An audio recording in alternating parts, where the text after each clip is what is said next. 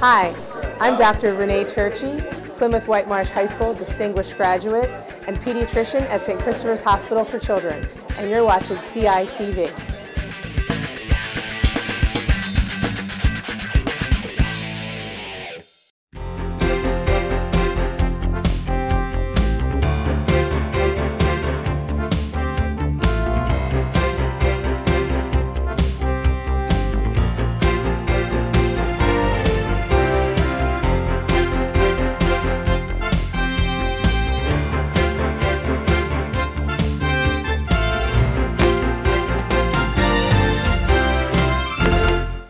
Good evening, everyone. Welcome to the Colonial School District's Board of Business meeting for August 2018. Let's start with the Pledge of Allegiance. Pledge of allegiance to the flag of the United States of America and to the republic for which it stands, one nation, under God, indivisible, with liberty and justice for all.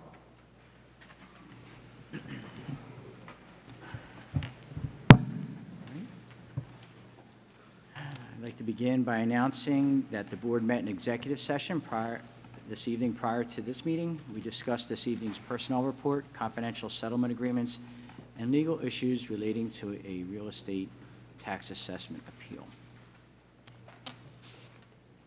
We go right to the approval of the minutes. I'd like to make a motion to approve the financial reports as presented in items 5B through 5L for July 2018. They include the food service profit and loss district for the district, invoice check register, cash flow summary, real estate tax escrow report, reconciliation of cash accounts, capital reserve fund, food service profit and loss, outstanding investment report, comparison of taxes collected, trust fund report, budgetary deficit status report, and the bond fund. Can I have a second for that?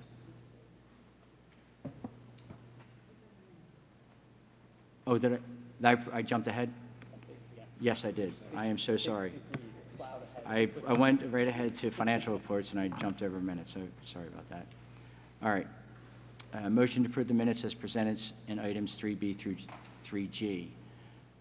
They include the Finance Committee minutes, the Policy Committee meeting, Board Business meeting, Policy Committee meeting, FMT Committee meeting, and another FMT Committee meeting.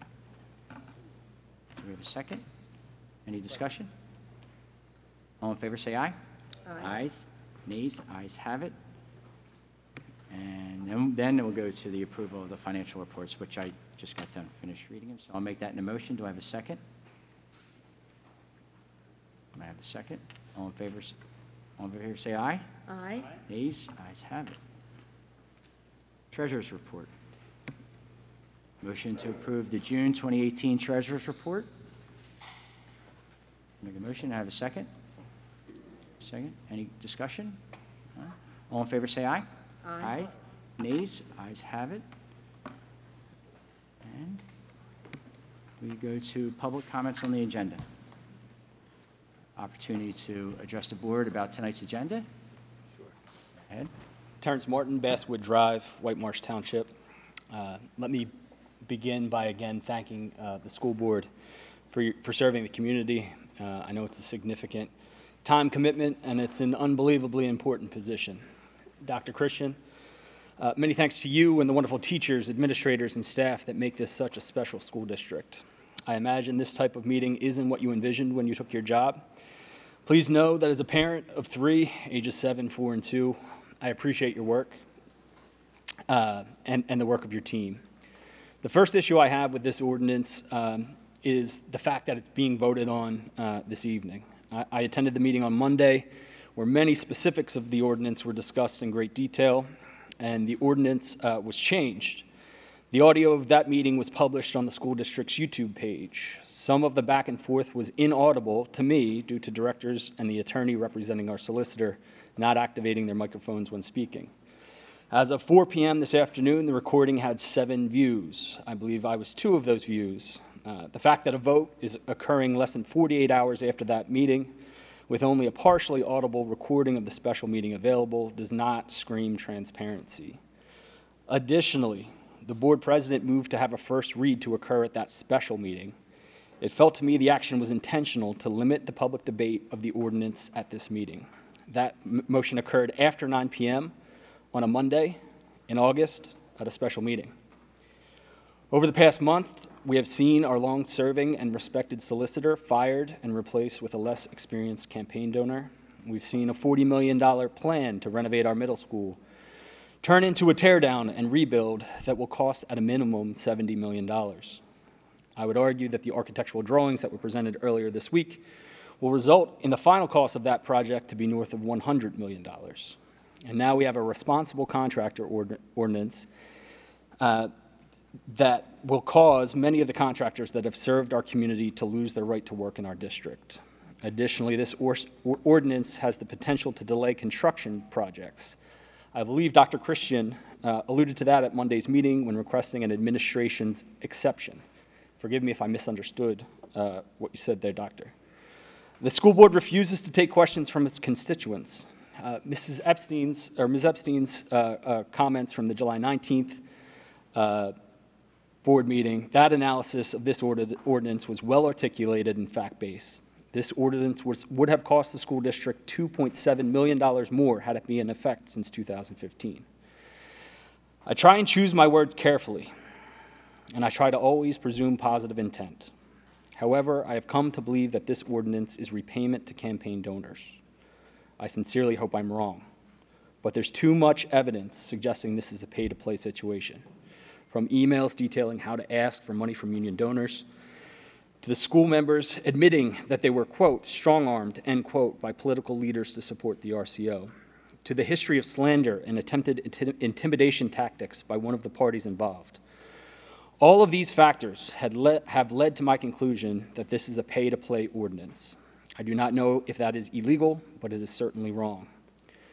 I spoke to the Pennsylvania Department of Education this morning, and they informed me that Section 318 of the school code provides that if the school board directors in any school district refuses or neglects to perform any duty imposed upon it by the provisions of the school code, resident taxpayers in the district may present a written petition to the local county court of common pleas requesting that the board be removed from office.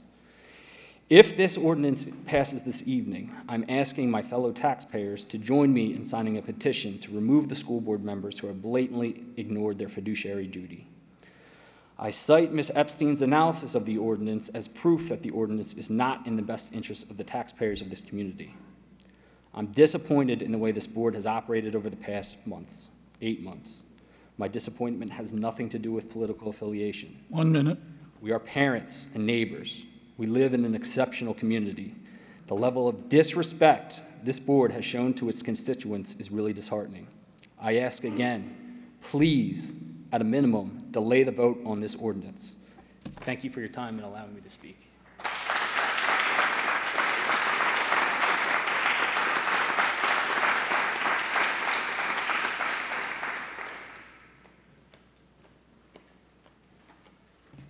Hello, Erin Salino, Plymouth Township. So I've spoken numerous times to this board about my concerns personally with this RCO policy. One of the things that I thought about on Monday after we left a very long meeting was that the solicitor's partner who was here, when asked about the liability associated with RCOs, specifically, someone brought up, I believe, the Northampton case, which is a municipality. She blew it off and said, it was difficult to hear, but it said something along the lines of, it's settled case law, it's done. Nothing wrong with it. My big concern as a taxpayer in this district is the liability that we can incur if somebody, like in Northampton, sues all of you and the district, and it's over this policy for not being able to apply for work that they're qualified for. So I want to know, is that something that anyone here has truly taken into consideration, or was the attorney, I don't know what her name was, who was here in lieu of Mr. Clark on Monday, did anyone actually think about that? And I know there was a discussion with Ms. Peduzzi and her about whether it's municipality and school district and we're a school district, But the reality is the actual policies are almost identical, and they have the same effect in nature, and they will limit competition for qualified people to bid on public projects. So I don't really see a difference between a municipality and a school district in that sense. It's a name. But honestly, as a taxpayer, if we're going to have to hire another law firm, most likely to defend us in this type of litigation, I hope that that has been taken into consideration. It really was not discussed here in any detail, and I said it was pretty much blown off the other day. And the other thing I wanted to bring up, I had sent emails to the board, and 4 of you did not respond to me. I'm not going to name them. You know who you are. But some of the things that I did mention in my letter were regarding the PSBA ethics guidelines and how, as the previous speaker had mentioned, in relation to the acts of this board, leading up to the RCO policy, certain things that the PSBA recommends is to act to avoid actual or perceived conflicts of interest, respect the role, authority, and input of the superintendent, and recognize the absence of authority outside the collective board. So the last one gives me pause because I'm on social media and I've read articles that were posted that implied that the beginnings of the RCO policy or the origins in this area came from an outside source. And then Mr. Armando said a couple weeks ago during another marathon session that he had spoken to Plymouth Council's Dave Gannon, and Plymouth Council, by the way, passed the RCO agreement on Monday. So, and then he went to the solicitor to draft up this ordinance without the collective knowledge of the board. So I feel like that's treading on a line, if not going over. And to do so for a policy that is clearly unpopular, as you can see by the majority of the people here, and all the people I'm sure who have been writing you letters, if they're anybody like me, is incredibly concerning. And I don't think I'm the only person. So, you know, I hope that you would put this vote off, or if you are going to have the vote, that you seriously consider the ramifications of what will happen, or could happen, liability-wise with our tax dollars. Because already you're talking about limiting competition. 1 minute. Basic economics means that less competition, higher prices. And if you have litigation on top of that, it gets very expensive. Let's just see the 2 lawyers between Lancaster and Philadelphia. It was a $20,000 difference for the bond counsel. So Philadelphia prices are expensive. Just keep that in mind. Thank you.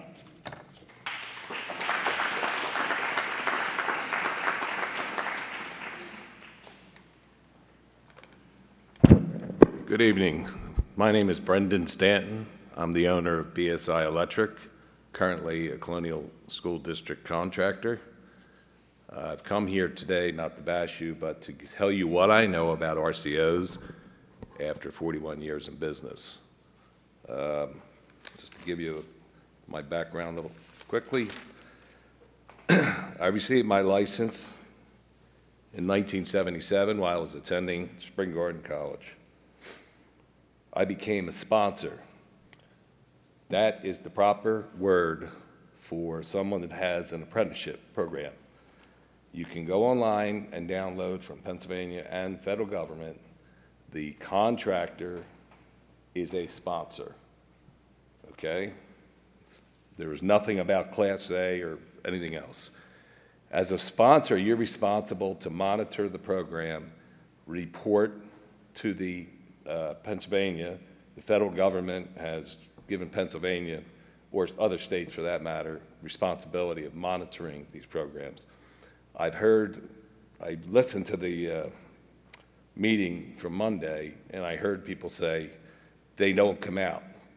Well, that's not true. I've had countless meetings with people from the state. I think in 1991 they put in affirmative action. And I don't know, I don't ask to have more meetings with those people, but I think as long as you're kind of following all the rules, they don't bother you. And I will also tell you, the union monitors this program very closely, and will report you in a second. And they will be coming out. So over the years, I've graduated close to 300. I have had over 300 people in the program and have graduated 250. I've also paid and graduated 7 people with associate's degrees in electrical engineering, 2 people with bachelor's. I have a young man right now. He's in his 4th year at Temple. We've paid his entire education. I've also sent various employees for electronic training, PLC, CAD, Blueprint, and various other specialties, including heavy equipment, crane operators, forklift operators, truck drivers, or CDL. I currently have about 50 field people.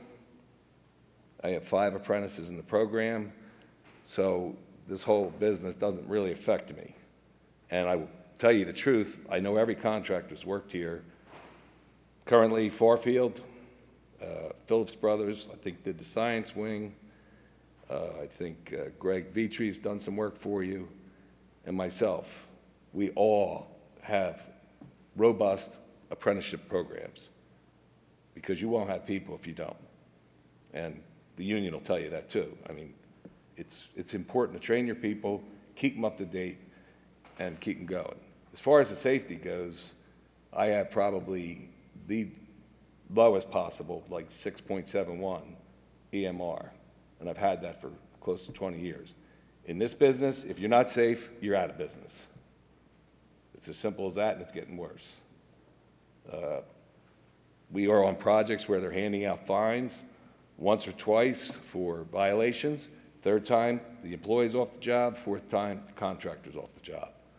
So it's kind of a hullabaloo that non-union people aren't safe.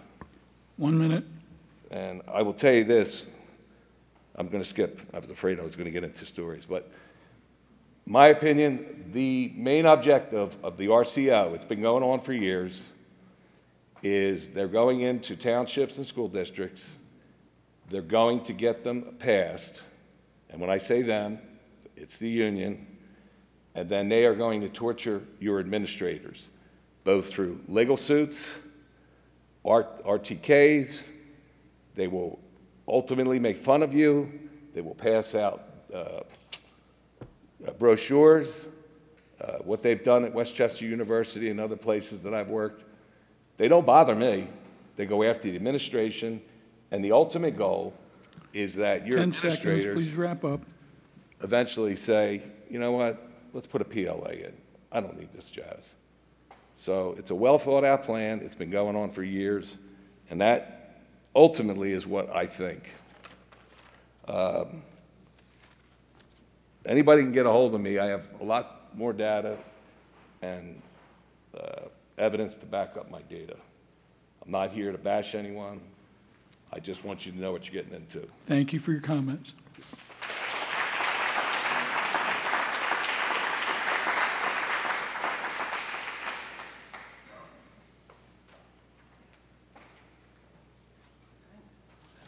I'm good. Is it Turn this okay? down a little bit. Because I have a big voice. Linda Dahl, White Marsh Township. I've sat through all of these meetings since the beginning with the RCO. And I guess we're back to the question that was posed in the first place, which the solicitor says the school board doesn't have to answer any questions, so that really throws me for a loop. But I've seen construction done in all the K through 3 schools, this building, the CES building, the high school, and I have never seen any issues involving safety, involving companies that weren't responsible, involving poor workmanship. We have everything that's being done right here. So the question comes back to the original question that nobody feels that they're going to answer is, why are we even doing this RCO? Why are we putting ourselves in this precarious position? Why are we doing this when everything has already been done correctly within the school system?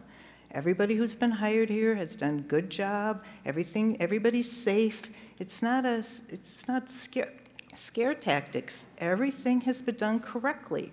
So why are we even looking at this policy? We still haven't gotten an answer to that question.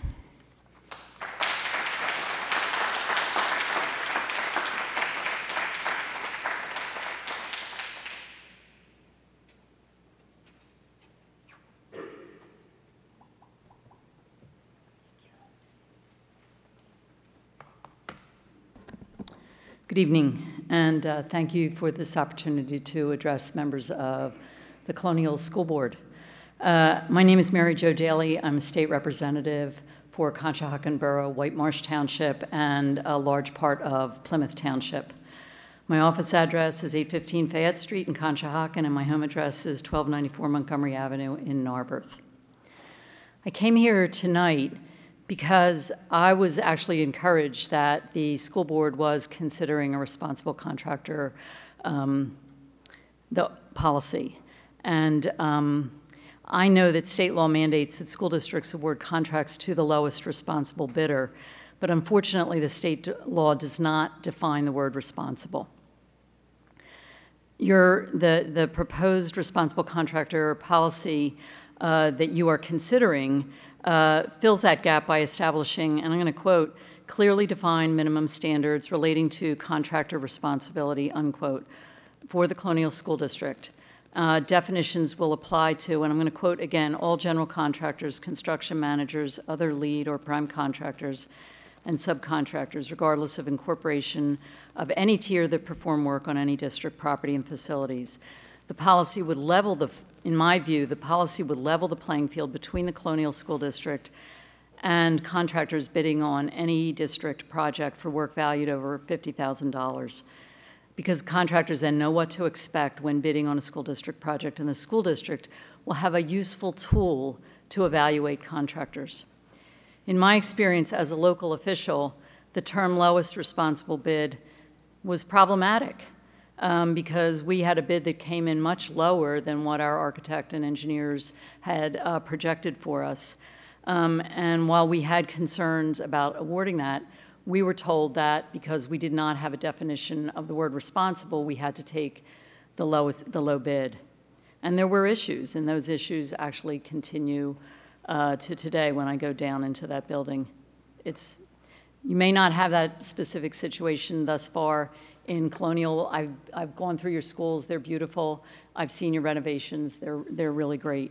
But I just look at it as a way, with the job proceeding, that the actual cost otherwise can often exceed the bids because of change orders and delays, and that you don't know what the job is going to be like afterwards. I mean, I'm not going to say you're lucky. I don't know enough in detail about how you've chosen contractors in the past.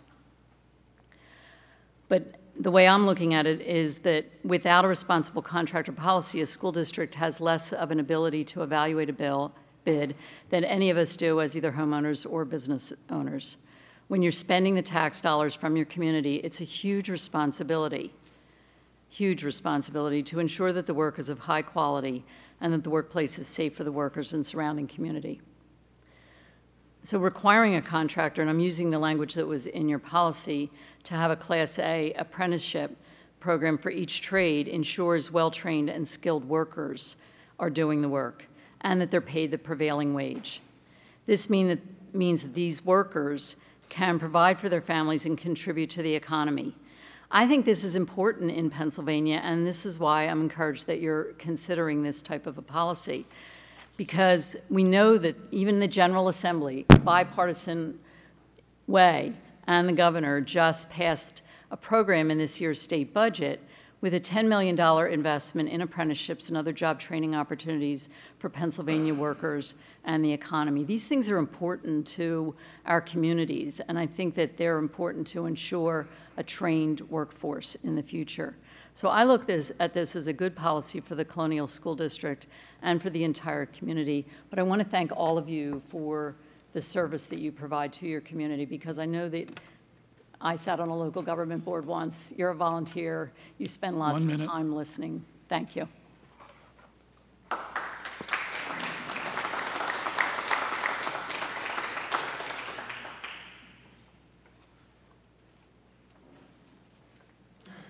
Good evening, everyone. My name is Ryan Doffenbach. I live in White Marsh Township. So this has been a pretty interesting discussion, and there's been a lot of back and forth. And when I approach something, I try to approach something by looking at data. My first job out of college, a sales manager said to me, "In God we trust, all others bring data." And so that's what I try to do when I approach a situation. Regarding the RCO policy, I knew nothing about what an RCO was or anything like that. So I spent a fair amount of time looking into it.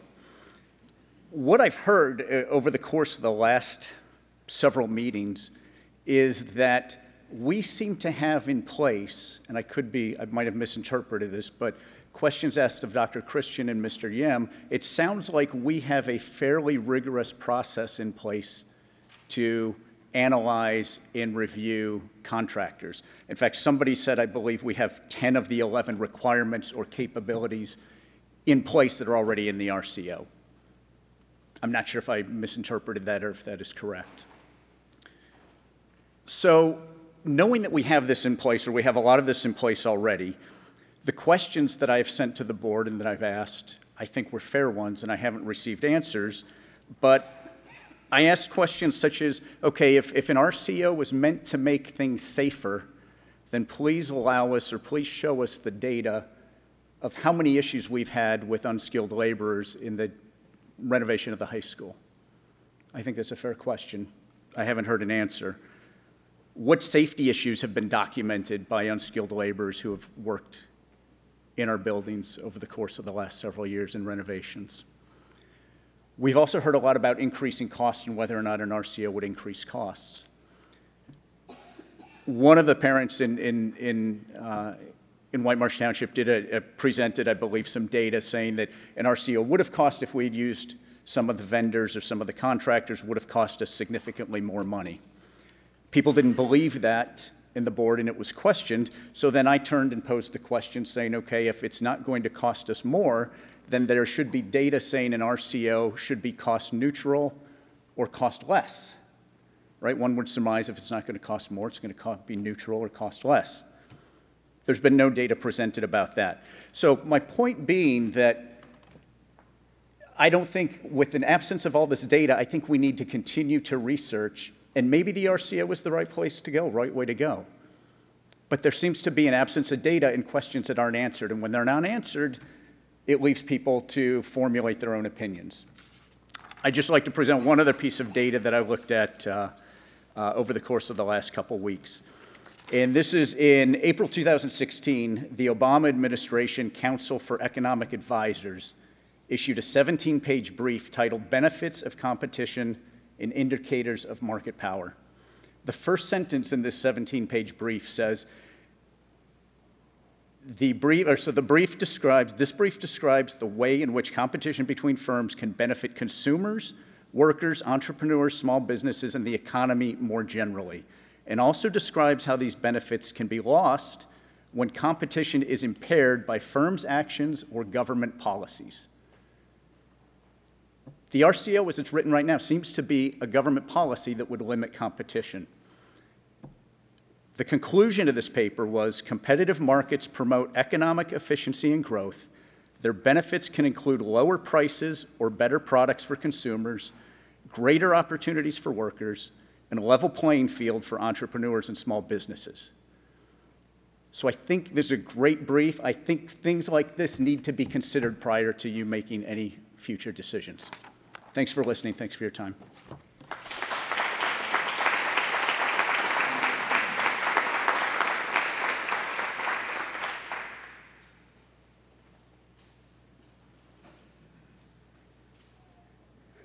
Good evening. My name is Karen Bramblett. I live in Plymouth Township.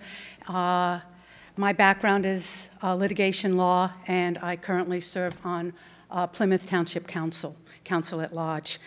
As someone mentioned earlier, we did pass an RCO. I was not real certain of all of the ramifications of that, so with my background doing litigation, I like to look for evidence, and I agree with the previous speaker that you want to have evidence.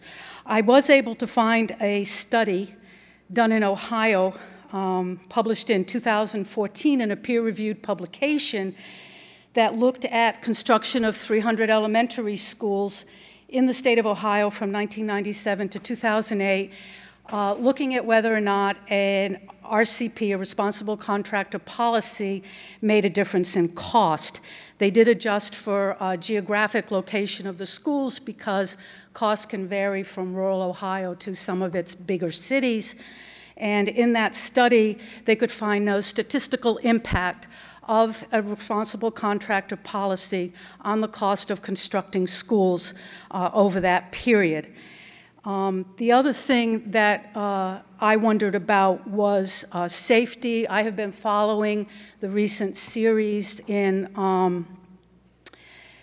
that Facebook page, More Than the Curve, on the Millennium Fire. And I was struck, and I guess you all remember what that was. There was a huge fire that destroyed 189 houses, affected something like 375 people left without homes, and this is the 10-year anniversary of it.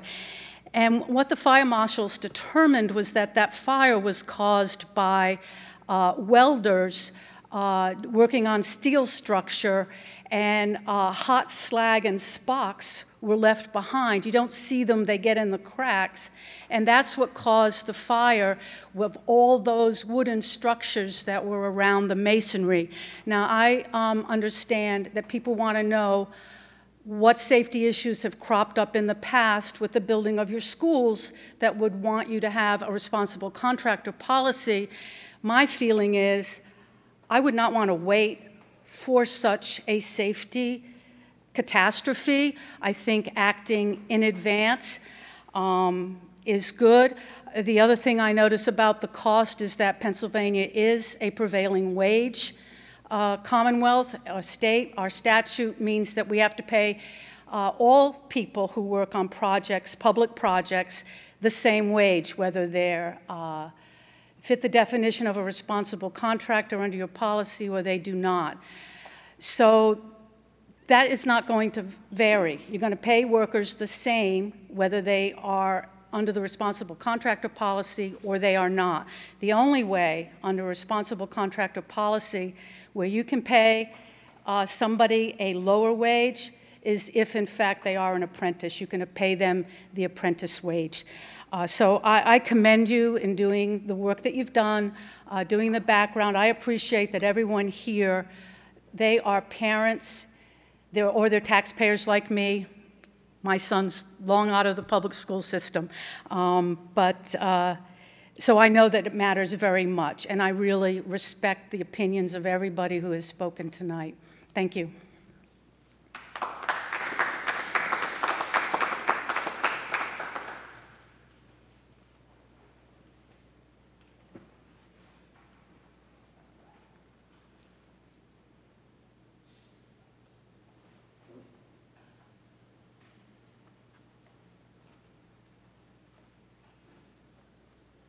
Hi, my name is Karen Mondoro. I'm a resident of White Marsh Township.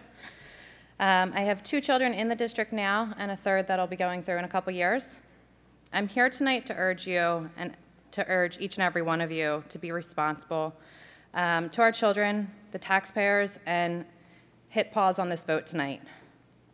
Your fellow board member, Kathy Baduzzi, said it the other night, and for me it really hit home because there's no rush right now. It doesn't have to be done. You know, it's my understanding that the bidding process isn't starting from the spring, and I heard that here. So why do we have to push this now? Why can't you wait? It's worrisome. You know, it's hard to ignore the talk of political agendas when an outpouring of public opinion is being blatantly disregarded. We're disregarding our peers, our respected administrators, the constituents, all because of campaign promises that were made. We require better behavior of our own children, yet we don't seem to require it of ourselves. Lastly, I'd like to draw attention towards our solicitor. You know, the role of a solicitor is to sit in on meetings, answer legal questions, and help the board accomplish what the board wants to do. He's not a member of the board. He cannot vote. Yet his opinions have been listened to more closely than that of those elected by the taxpayers, as well as our trusted administrators like Dr. Christian and Mr. Yem. If the RCO came about the way Felix said, then he should know as the solicitor that it's an improper procedure, and he should have advised Felix that it should not occur like that, and he should not have participated. If the RCO did not come about the way Felix has indicated, as the solicitor, he should know that, and he has an ethical and legal obligation to disclose it to the board and to the public. As an officer of the court, he cannot allow this false pretense to continue without disclosing what actually occurred.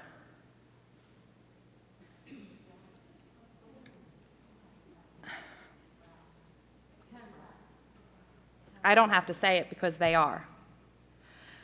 I urge you all to hit pause on the RCO. Consider hiring a new solicitor, one that hasn't participated,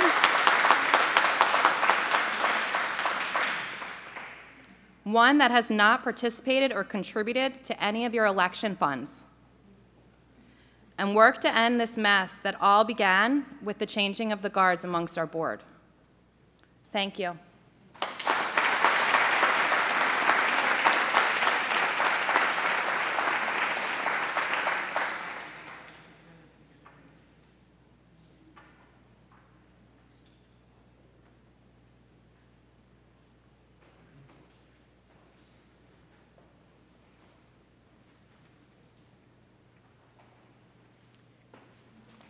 My name is Mary McNamara, and I'm from White Marsh Township. I understand that this policy was drafted by the President with the assistance of the solicitor without authorization from the board. So I think a new policy that this board should draft is a policy that no one on this board would engage the solicitor without authorization from the board. The taxpayers of Colonial School District get to pay for this without any of you that we voted for authorizing it, except for our president, who seemed to take this on his own. It's my understanding that our solicitor donated $2,500 to four candidates that were running for election. I think that we need to he doesn't live in the school district, and neither do the two assistant solicitors. So I think that the candidates should not receive more than $100 for their campaign from non-residents, and that's a policy that I think everyone here would approve, because I don't know why anybody that doesn't live in the school district would donate $10,000 unless there was something in it for them. Maybe there was. The other night I was here, and I talked about the items in the RCO that I really have a problem with that hasn't been addressed. So we have in here that the firm has not been, one of the requirements is that the firm has not been debarred or defaulted on any project by any federal, state, or local government agency or authority in the past 3 years. I think that that needs to be, has never been. We don't need 3 years. There's plenty of contractors out there that haven't defaulted on any project by any federal, state, and local government. I don't know why we have a 3-year limit on that. We also have a 3-year limit on the firm having any type of business, contracting, or trade license, registration, or certification suspended or revoked in the past 3 years. I don't know why 3 years is in there. What's the magic 3 years? They're not going to be, you know, they shouldn't be able to work in this district. I don't think anybody would want them. It goes on to say the firm has not committed a willful violation of federal or state safety laws as determined by a final decision of a court or government agency in the past 3 years. Why 3 years? Again, why 3 years? The firm and its owners have not been convicted of any crime relating to contracting business by a final decision of court or government agency for the past 10 years. I think that needs to be changed. They shouldn't ever have been convicted of any of these. And the firm has not within the past 3 years been found of a final decision of court or government agency in violation of any law applicable to its contracting business, including but not limited to licensing laws, tax laws, prompt payment laws.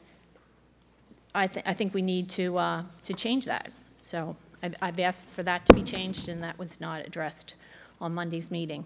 And in 2015, there was a union leader named Edward Sweeney who admitted his role in torching 2 sites under construction.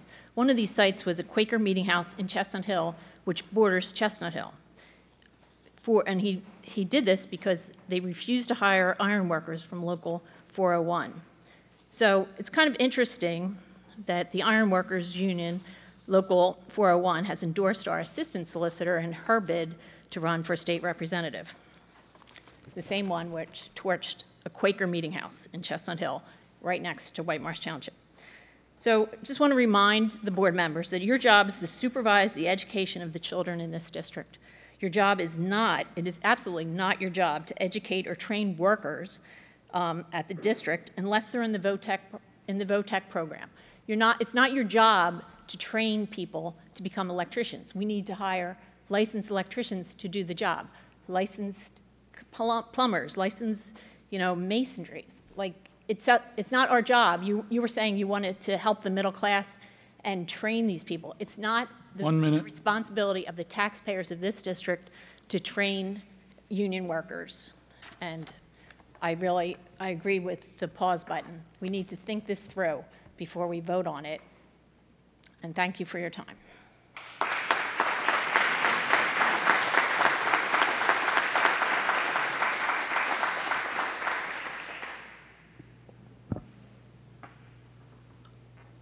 Okay. Any further public comment? All right.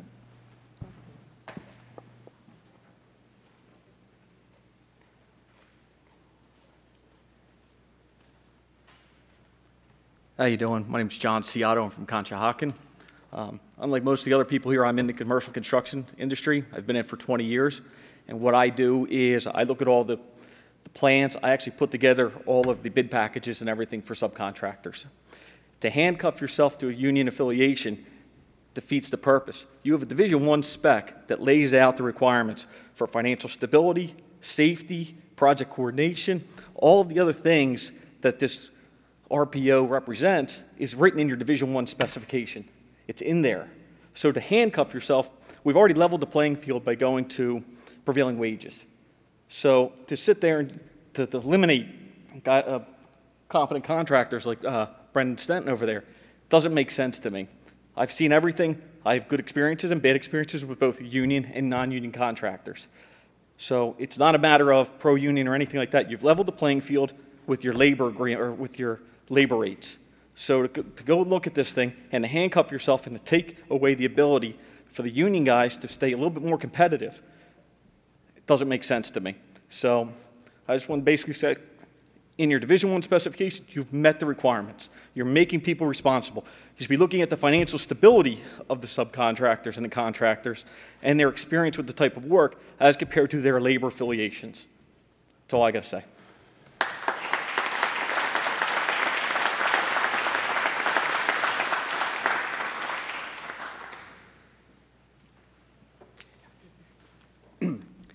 Good evening.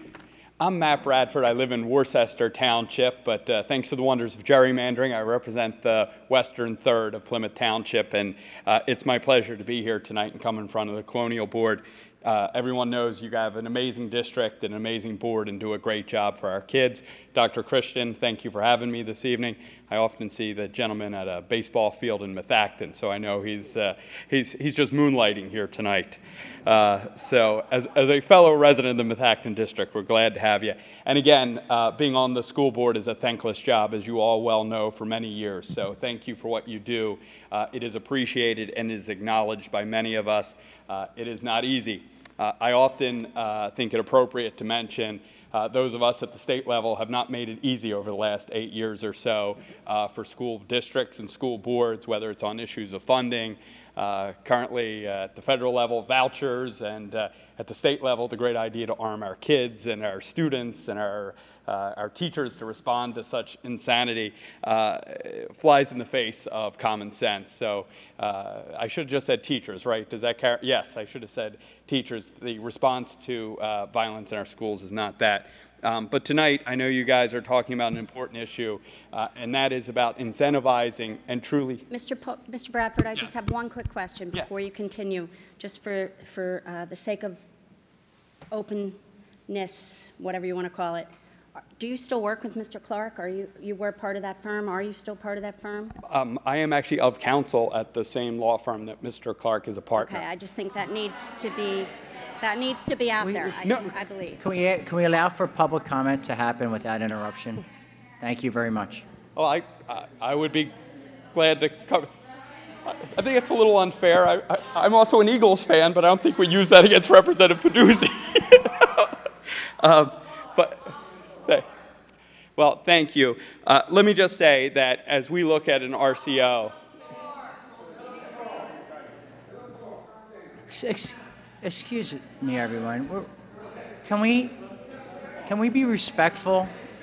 Can we be respectful to the speaker at the podium? We allow everyone an equal opportunity to address the board. That's all we're asking.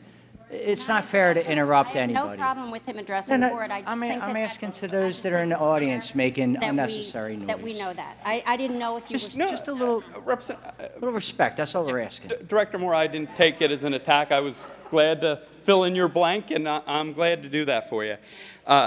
Listen, I have been in the legislature for the past 8 years, and in my legislative district, we have 3 school districts, 4 municipalities, and I have the pleasure of representing the county seat of Montgomery. With an exception of, I believe, one of those governing bodies, all of them at this point have an RCO in place, including in the county of Montgomery, which was done in a bipartisan basis. I believe at that time, Attorney General Shapiro, then our county chairman of our Board of Commissioners, was instrumental, along with Commissioner Castor, who I believe at that point was the minority on the board, worked together in a bipartisan way. And I know the other night you guys took a step forward in doing something similar on a bipartisan basis to bring some sanity to a discussion that I think at times has gone a little off the deep end and gotten far afield from where we need to be on the issue of RCOs. Let me begin by saying something that I think someone else said. We pay prevailing wage in Pennsylvania, and some of us unapologetically support prevailing wage. And I know that some view that as just another government mandate.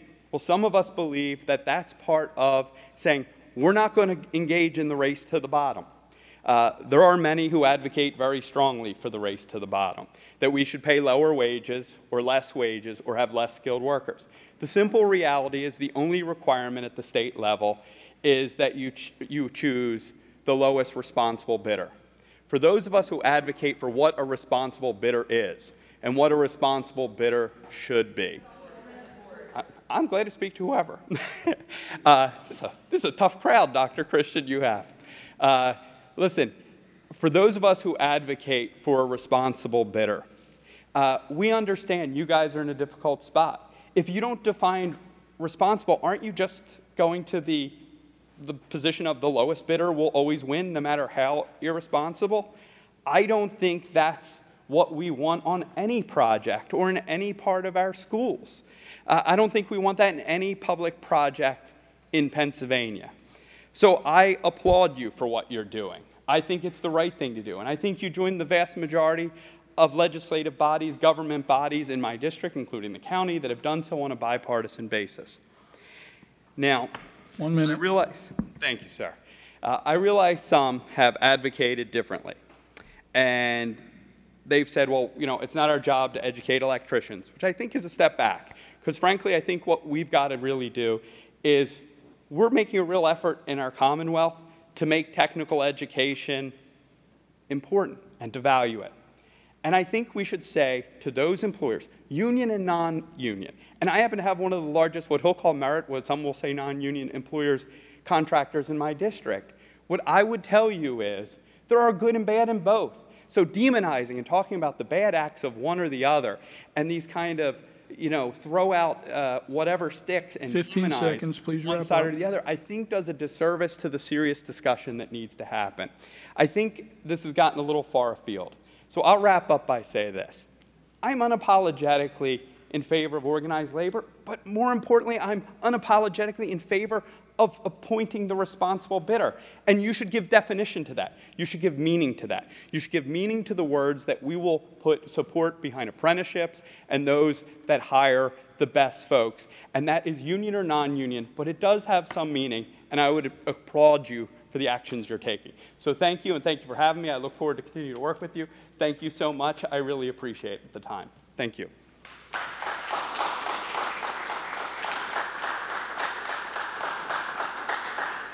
Hi, my name is Dr. Sarah Durst-Darius, and I do live here. I live in Plymouth Township. I just really want to urge the board to just take a pause, as so many residents that live here have said before me. The biggest issue that I personally have, it has nothing to do with union versus non-union, which a lot of people, take one side or the other. I actually don't. Eunice, I know in your email you assume that I did, but I really don't. My issue lies in the fact that Felix drafted this without any other board member knowing, with the solicitor, and spent taxpayer money without anybody else knowing. So that's my issue. I really feel like if it had been presented in a way that wasn't abuse of power, then maybe more people like myself and more residents would be behind it. So I really urge you all to take a pause. And Felix, we went back and forth today a little bit. I appreciate your time that you've put on this board. I appreciate you serving the board. But I really do have issues with what I feel is an abuse of power in your position. And I would urge that in the future, for any policy that you want to draft, that you do it inclusive of everybody and not just single-handedly by yourself with the solicitor alone, as I understand it. And if that's wrong, you can tell me that's wrong. But last Monday, when you wouldn't answer my question, we all assumed that you did that alone. And you pointed out the July 11th meeting that I was at, and again, alone you did that, and that's wrong. Thank you.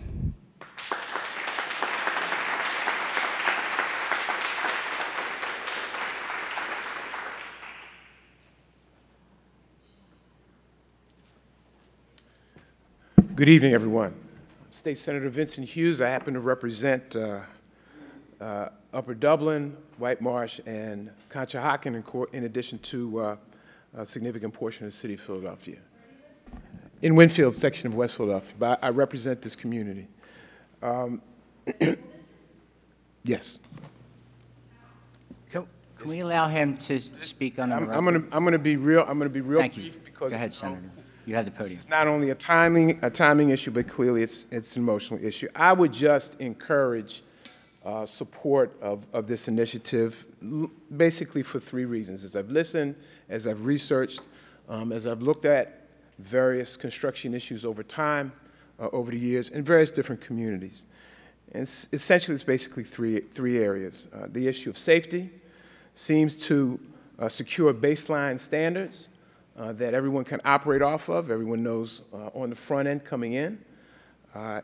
Clearly, that is important, having been exposed to a number of different projects in all kinds of communities where, when there wasn't a sense of an agreement in place, safety was sacrificed, tragically, unfortunately. The issue of training that's been spoken about on a couple times and by a number of the previous speakers. The governor, as Representative Bradford, Representative Daley indicated earlier about the governor's comments about creating formalized training programs as much as possible. That's important. It's necessary. If we can adopt it at various levels in our processes, I think that's important. You will be, through this, you'll be formalizing, as I see it, a training program. It's an agreed-to, approved training program with significant levels of standards. I think that's necessary. I think that's important, as we hopefully will see a growth in dealing with various levels of infrastructure all across the Commonwealth. We need trained workers, highly skilled workers, to be able to handle that work. And the provision seems to also to provide some significant level of stability with respect to and continuity of costs. Again, you have a baseline, you have a program in place, it seems to make sense. There'll be some flexibility in negotiating, I'm sure, from project to project, various aspects of the program, but there will be a level of stability. Now, hopefully, the Commonwealth of Pennsylvania, after a significant level of work over the last couple of years, will be infusing significant new dollars to help school districts around the issues of school construction. Not necessarily a big issue here, but there are a number of school districts that are suffering dramatically with respect to their physical infrastructure. We need more state support to help local school districts to reduce some of the burdens that they have. And all I can say finally is this, hopefully I'm far short of the 5 minutes allotted to me. When what I have seen and observed is that when there are agreements in place similar to this, things seem to work better. Now, nothing is perfect. Nothing is perfect. There will be abuses on all sides, largely related to the types of individuals involved in the process. But what I've seen generally, that when there's agreements like this in place, structured, people know what they're getting to on the front end, things seem to have worked better. And that's just the sense of the experience that I've had over the years. Would offer, again, that a positive affirmative support of this issue be adopted. Thank you all very much.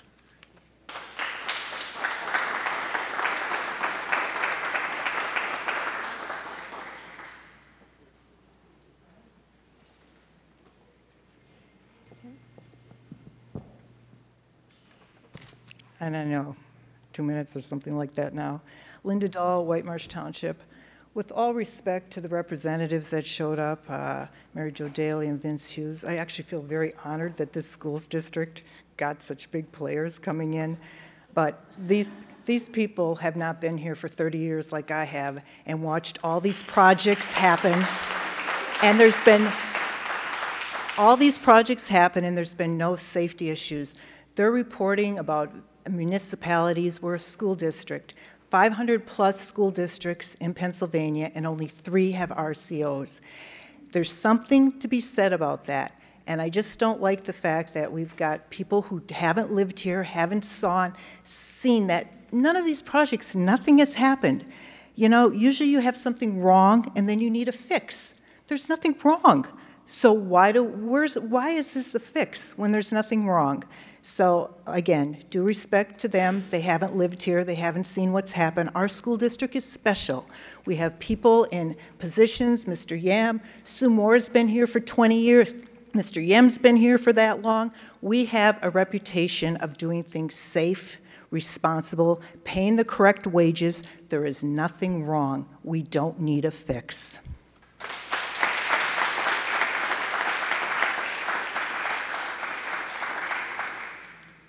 I'm Mary McNamara, and I understand I have 2 minutes, but we had 3 representatives here. One lives in Lower Merion School District, one is in Philadelphia School District, and one is in Methacton School District. I assume that they may have unions that have supported their campaigns. I'm not sure. But we do have our assistant solicitor, who was here the other night. I don't know what her is, Rothman, Sarah Johnson Rothman, I think. She's running for state representative in the 151st Legislative District. She lives in Upper Dublin Township. And on her, if you go to her campaign and you see who's sponsoring her or who has contributed to her campaign so far, we have AFSCME District Council 88, the Plumbers Union Local 690, the Bricklayers and Allied Craft Workers Local 1, the UFCW Local 1776, the Transportation Workers Union Local 234, the Laborers District Council of the Metropolitan, which I'm not sure what that is, but we also have the Iron Workers Union Local 401, and there's some PACs, which I don't think that they're union, and I'm not sure what Flippable is, and there's a whole assortment of others.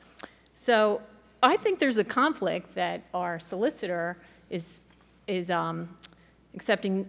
Our assistant solicitor is accepting all these donations to her campaign from union. It just doesn't seem right.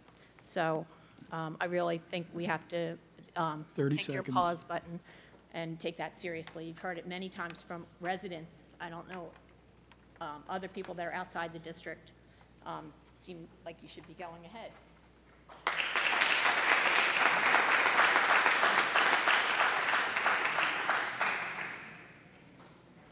I missed one point I'd just like to make. There's a definition of craft employees. I'm not going to read it. And if you go to the next page, number 9, it says the firm participates in a Class A apprenticeship program for each separate trade or classification in which it employs craft employees shall continue, blah, blah. I'm not even sure what that means. But I'm taking this as the most recent project we did. We built a new substation. It required a small concrete pad. I mean, it's small, my thing. 300 feet of excavation, 300 feet of duct bank, and blacktop. Now, we have about a 6-man crew that handles all sorts of these types of things. If we have to build a brick wall or something, we call them the utility crew. They also operate cranes, load trucks, drive big trucks. We rent big generators, and some of them go as 95,000 pounds. I read that as I have to have an apprenticeship program for each individual that is in that 6-man crew. Now, had I not, had I had to go out and subcontract the concrete guy, the blacktop, first I couldn't find them. Somebody to do 300-foot by 4-foot blacktop, couldn't find them. Tie the rebar, because the concrete guy can't tie the rebar. It's an iron worker's job. 30 seconds. And do the pad, it would have substantially increased the price of that project. So I don't know whether somebody can address that issue, because I think it's a big issue. And it's just like when we send guys from the shop to clean up, well, do they have to be part of a labor's apprenticeship program? So, big question.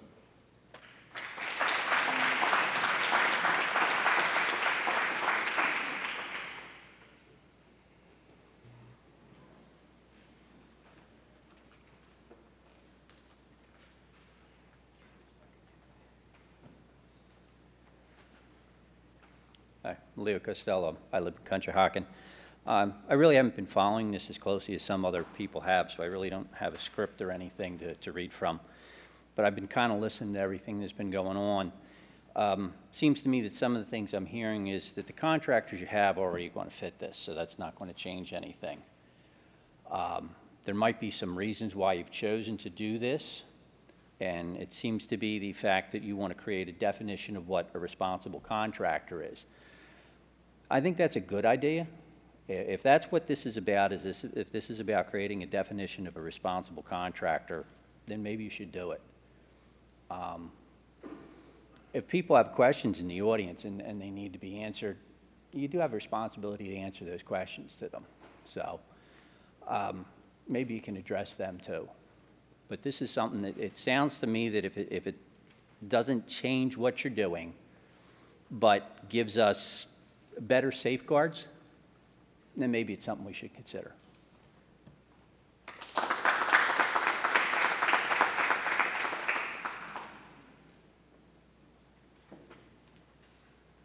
This is Karen Bramlett again. I just wanted to say a few things based on what I've heard since then. I've read y'all's policy, and I didn't see the word union in there anyway. And my reading of it and my understanding is that there are places other than unions that have apprenticeship programs. And I know a speaker at another one of your meetings from the ABC, the Association of Building and Contractors, does offer apprenticeship programs. So it really doesn't, it's not really a union policy. And the other thing about the training, when you build a middle school or do these major renovations, you have some very sophisticated systems going in. Electrical, heating, boilers. I really hope you have very well-trained, very responsible craftspeople who know their stuff, like the electrical engineer who's spoken earlier, doing that, because it's going to be very important for the safety of the building and the children. Thank you.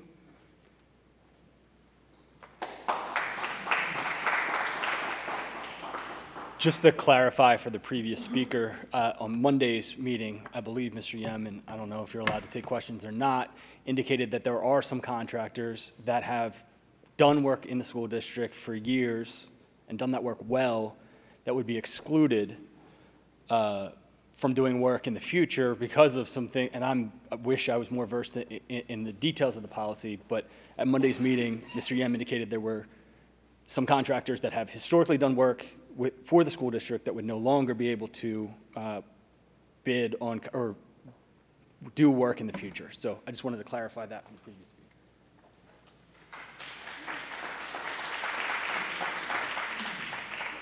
Hi, Erin Salino, Plymouth Township. Again, I know I have 2 minutes.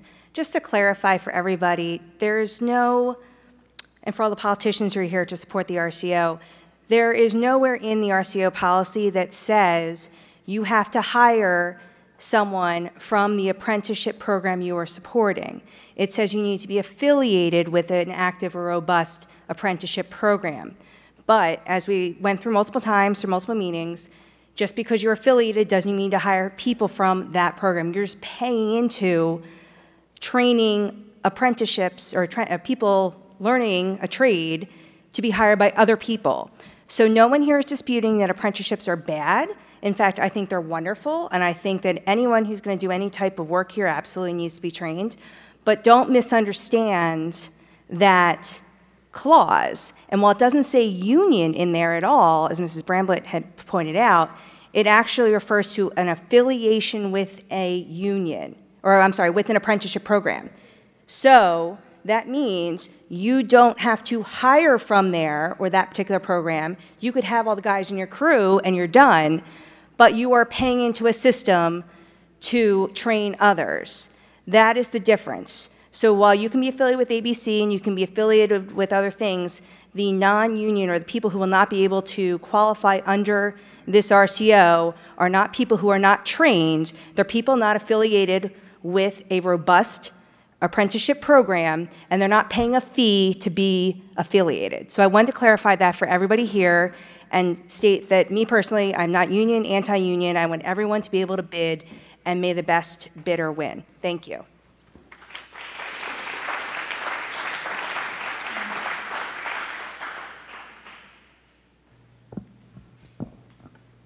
Okay. Any further public comment? One more.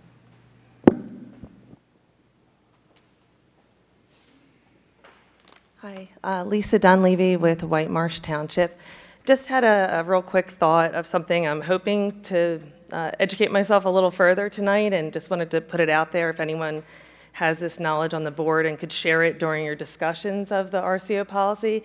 Is a lot of people were up here mentioning municipalities, boroughs, and things like that where the RCOs are in place, or RCP. But I really haven't heard from anyone that they have spoken with a school district where it is in place. And I understand there's only 3 out of 504 in the entire state. So again, I think a lot of people ask what precipitated this in the first place as a critical matter that needs to be pushed through in this way in the summer and not pause and spend more time on it. But I would hope, if it's so important that we have a lot of politicians here tonight and a packed house, that maybe in your discussions people could tell me, you know, of 9 members, there's only 3 districts that have it. Who have you reached out to? How long were those in place? What are the results? You know, what did you find out when you did research on this policy for our district? And why should we be number 4? So I hope I can hear that tonight. Thank you.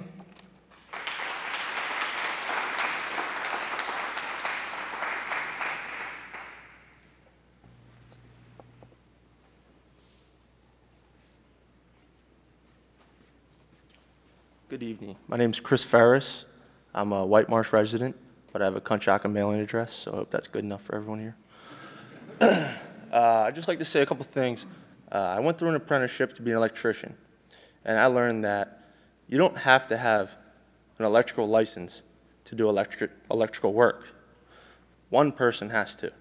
So Brandon Stanton, who was here earlier, he has an electrical license.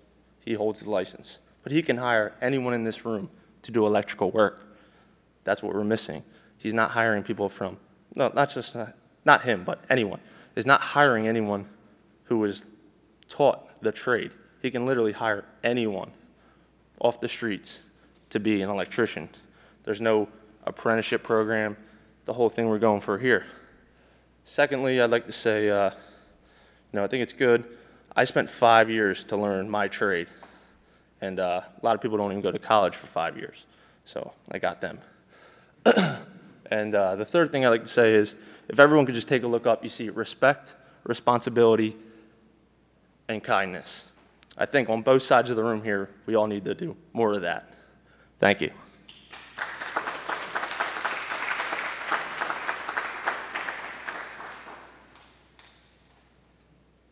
All right. Last call for public comment on the agenda. We're going to move forward. All right. Here now, we'll go right into correspondence. Dr. Christian? Oh, you want me to read that, or? It's up to you. Go right ahead. We have a grant approval, recommended motion to approve a $3,000 grant from the Chester County Regional Education Service. The grant was awarded by the nonprofit agency CRESS to help support the mission of the Pupil Services Department and the Colonial School District as we seek to be proactive and provide staff with the tools to best meet the needs of our student population. The funding from this grant will be used to implement best practices speaker in a training series to provide professional development in the areas of threat assessment, screening, and executive functioning. And so Mrs. Burke will lead the implementation of that grant. Excellent. I have a motion. I have a second. I make the motion. Adam second it. Any discussion? Hearing none. All in favor say aye. Aye. Nays? Ayes have it. Also under correspondence, we have a donation approval. Very pleased to announce we have a motion to accept the donation of basketball equipment for the Ridge Park Elementary School. The donation is from Ed and Debbie, is it Guy? Ed and Debbie Guy, parents of 3 children who've attended Ridge Park Elementary School.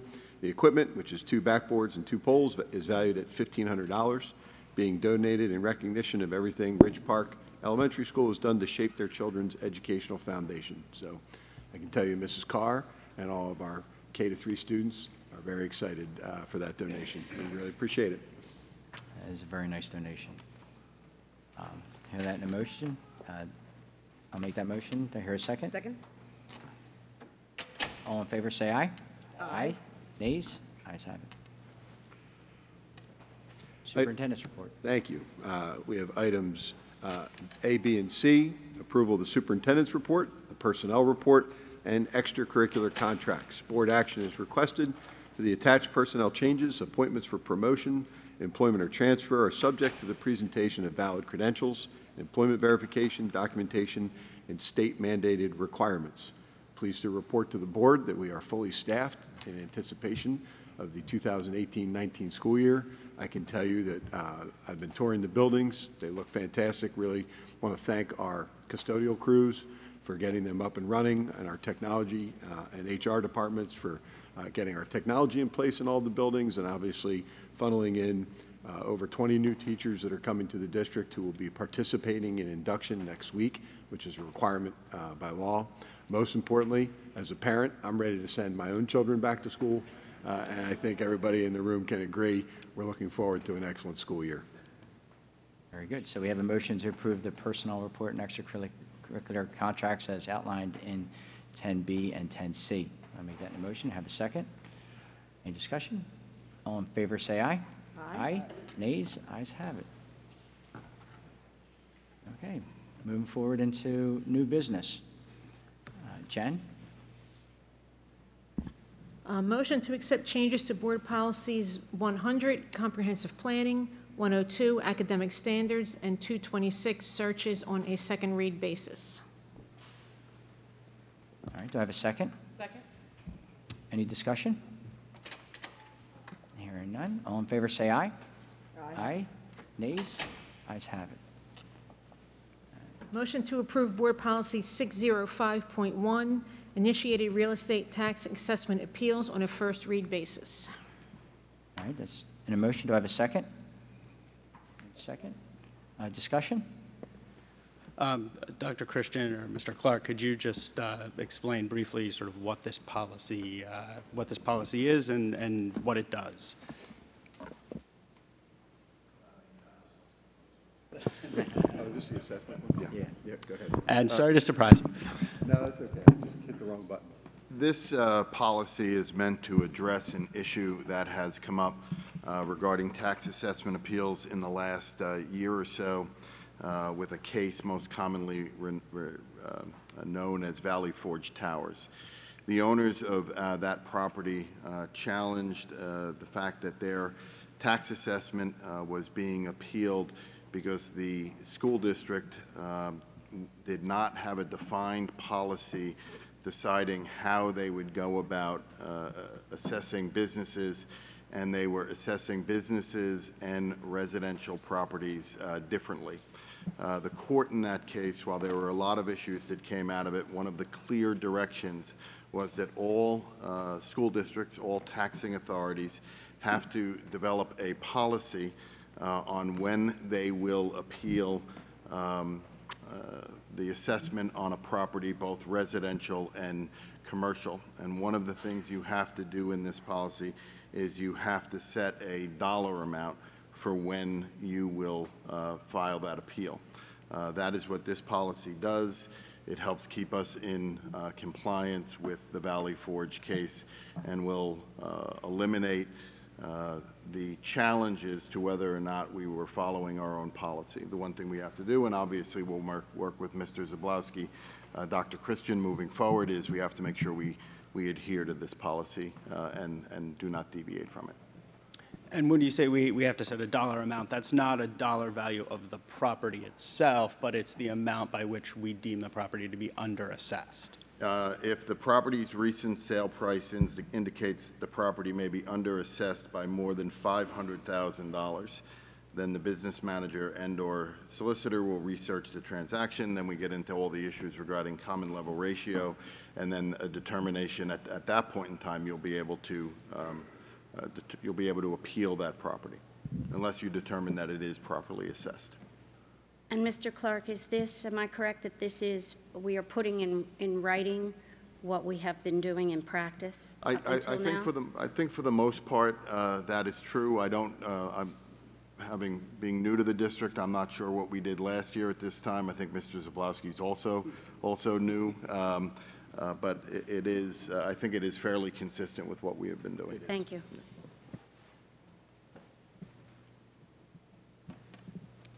We're looking for a vote on that.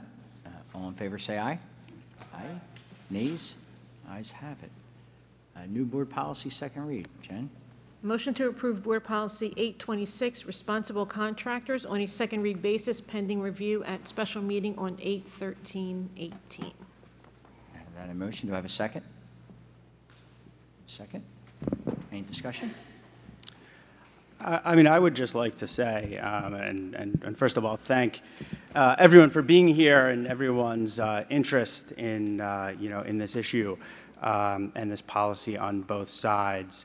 It's always good to hear a robust discussion, and, as long as this makes the meetings, I wish that we had, engagement around all of the issues, this level of engagement around all of the issues that we deal with as a board.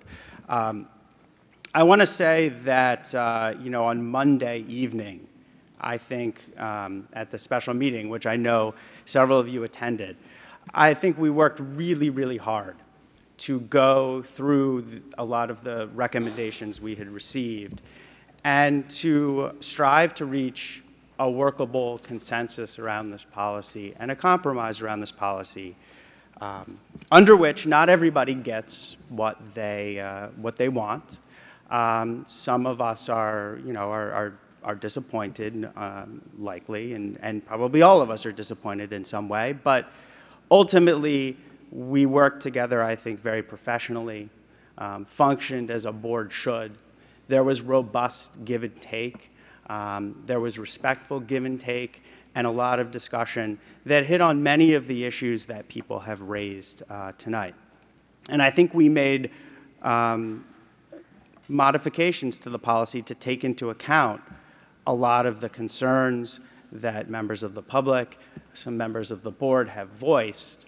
And we really strove, I think, to reach a consensus around a policy that I think first and foremost is going to ensure quality and safe construction in this district, and is going to ensure that our workers are held to the highest standards, and is going to provide, I think, also that our workers not only are well trained, but that we also work with contractors who are ethical and contractors who believe in training the next generation of skilled workers, which I think we can all agree is vital for this country and vital for this community.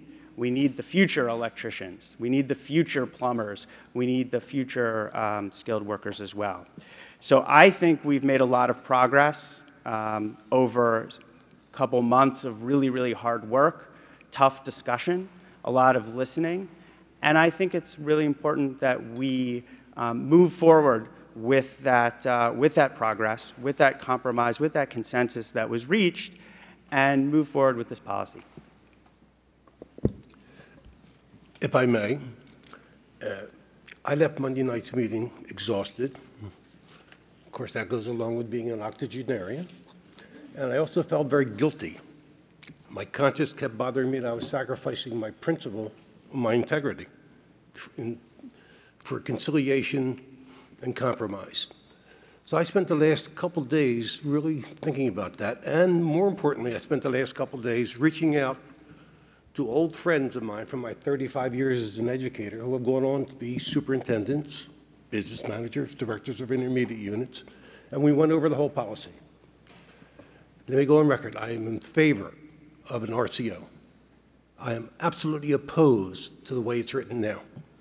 Everyone I spoke to found two clauses specifically egregious, the one about the apprentice program and the one about not excluding the general contractor. I really thought about that hard, and then I realized, well, wait a minute, our administration's against it. Our architects against it. Our consultants are against it. 99% of the school districts in Pennsylvania don't have it. So why do we? And then it occurred to me that we're starting to be near a very slippery slope where outsiders are recommending to us what to do and which contractors to hire. The policy is discriminatory, it eliminates competition in bidding, it's exclusionary, all the things that we teach our kids not to do. The next thing that happens, that outsiders will tell us, well, they have friends who are teachers who are looking for a job. What can you do about that? I've lived through this as an educator. And then they will tell you what superintendent you may hire. So where do you stop? Where do you draw the line? I think you draw the line at your own integrity and information. And on the basis of all this, I prepared a 3-page formal statement. It's very boring, it's very long, it's very holier than thou. And this afternoon, I decided to not read it based upon my 3.5-year-old grandson, who told me today that on Halloween he wants to be Superman. I said, why do you want to be Superman? And he said, because he can fly. I said, there's more than Superman than just flying. And I've been a Superman fan since I'm his age. And I went to the tagline, truth, justice, in the American way. And he looks at me and said, huh? You know, he's 3.5 years old. So truth is pretty easy to explain. Justice is pretty easy to explain. The American way is a little tougher. When you talk about doing for the good of mankind, being compassionate, open and free competition, no discrimination. And I think Superman would be embarrassed to be in this room right now if we're going to pass this. And if Superman won't approve it, I can't approve it.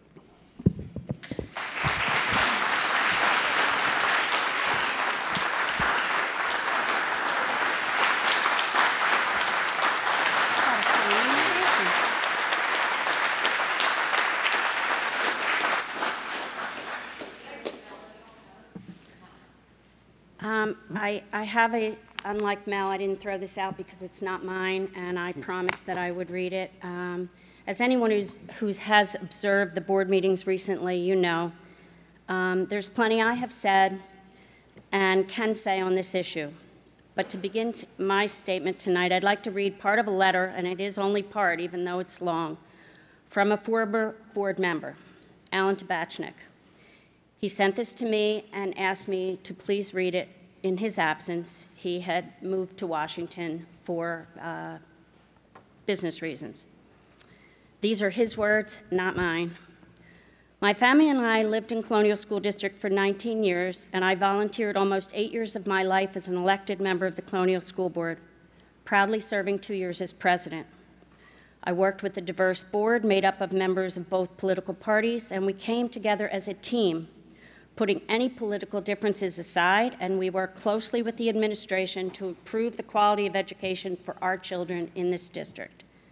What mattered was the focus was whether the child was being provided for and all the tools they needed to succeed were there. This was always our focus. There were, of course, differences of opinions, but we all worked together towards a common goal of putting the children first above all else. Although pressured from outside influences, we managed to work through complex situations and achieve outstanding results for the children and the Colonial community. Over the months, I have watched the operations of this new board and how their approach has created division, mistrust, doubt, cynicism, and the needs of the children seem to have been lost in the process. The reporters at More Than the Curve have been reporting on a wide web of shadowy connections between political parties and elected officials in various roles. Substantial financial contributions to campaigns, the appointment of law firms to various local municipalities and school districts that happen to donate large amounts, the selection of engineering firms that contribute to candidates and then get appointed, and many other similar scenarios. There is no question that pay to play is alive and well and can be seen in every decision made by the majority of the school board. I would be the last person to come out and say that political parties and financial support are not a critical part of running a campaign and being elected to an office. When I became involved with the Democratic apparatus in the area, I realized that with solicitation of funding for a campaign came an understanding on behalf of the donors that something was expected in return.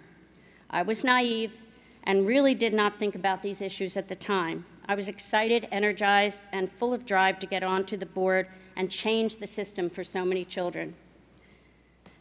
In the summer of 2009, when our Democratic area leader and campaign manager first introduced the concept of a responsible contractor ordinance to me, suggesting it was a very good thing to push for the district, I soon came to realize that although there are many positives to an RCO, it was seen largely as a payback to unions for their contributions to our campaign. Union contributions would flow to candidates, but in return, the candidates were expected to play the game and push for an RCO. It took me a number of years to come to this realization, but it really came to a head when another board member and I were planning on running for re-election after a very successful 4 years. We found out there was no guarantee that we would be on the Democratic ticket, largely due to the fact that we had not enacted an RCO, nor had we generated substantial work for firms or organizations who had contributed to our campaign. We were forced to call meetings with Democratic area leaders and other party members to make the case for why we should be allowed to run on the ticket as incumbents. The budget was in good shape, the taxes remained low, and performance by students was strong. The state of the district was sound, yet our being on the ticket was still not a given. I brought the RCO to the other board members in accordance with standard procedures. I raised the issue at an FMT meeting for discussion amongst board members. I gathered data from various sources in order to evaluate the concept. This included a meeting with staff at Montgomery County, who had an RCO, White Marsh Township, and as well as a number of school districts who were considering or had RCOs. The reason I brought the concept to the board was due to strong suggestions from local Democratic Party leaders who continued to push this approach through all my years on the board. I understood the rationale behind the RCO and how it could benefit unions and the substantial positives to enacting an RCO. However, in my role as a board member and head of the FMT committee, at the time, I needed to accumulate a substantial amount of information, weigh the data, obtain input from the administration, and then share that information with my board members for discussion prior to developing any policies or pursuing it any further. At that time, the majority of the board was not in favor of moving forward, and thus the idea was tabled. I listened to the audio recordings of the most recent, committee meetings hosted by Jen Dow, where she impugned how I brought up this concept, how it was investigated, and that I undertook some sort of clandestine operation to introduce an RCO to the district.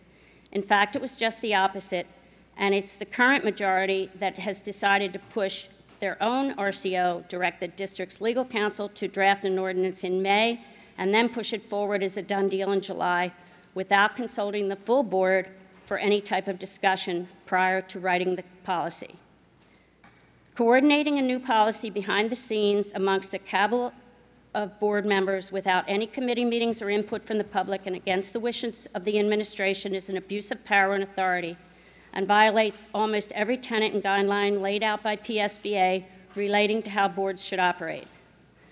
The fact that 4 minutes was spent laying out a case and evidence to show that the process back in 2014 was flawed is simply a song and dance routine to distract attention from the efforts of this current board to implement the same pay-to-play payback scenario that I was pushed to implement in 2009 as a new candidate, and then again in 2013-14 in order to stay on the ballot for re-election. The lengthy defense of the current board majority's alleged open and transparent process involving public and having many open meetings is simply a smokescreen to cover up a done deal to repay donors and is after the fact. The policy was planned and written in secret without discussions at public accessible committee meetings, knowing that the ruling faction had 5 votes and simply had to execute a CYA strategy to make things look legit before voting on and adopting the policy. This is not transparent, it's not appropriate, it's not legitimate, and definitely not in the spirit of what the Colonial School District stands for. I am very proud of my record during my 7 years on the board and my 2 years as president. It was an honor and a huge responsibility to serve the community in that role. Some members of the board have mentioned many times at meetings, how transparent their new process is and how much public participation has increased. I've seen the meetings and I've seen the passion shared by the community. It isn't due to the smooth functioning of the board and the excellent policies and procedures they have enacted. It is due to a total lack of trust, lack of communication, lack of courtesy, refusal to listen, and inability to take a step back, take a breath, reflect, and ask real questions. Why are we doing this? Who is going to benefit? Who is going to be hurt? Why aren't we listening to our professionals, the administration? I strongly urge all board members to not enact an RCO policy until it has been fully vetted, fully discussed, and open, honest communications and examinations are allowed. There are enough questions without answers that deserve study and investigation. I also urge the community to demand answers, justification, explanation, and not be mollified by the current board majority. This is your school district. These are your children. This is your community. You elected these board members to serve you, to represent your interests, not their own. You elected them to support an agenda driven by the administration's goal to give your kids the best education and the best environment to learn as possible. Do not allow a politically driven agenda to dominate and corrupt the mission of the Colonial School District. Don't accept this as the new normal. Stand up and be heard.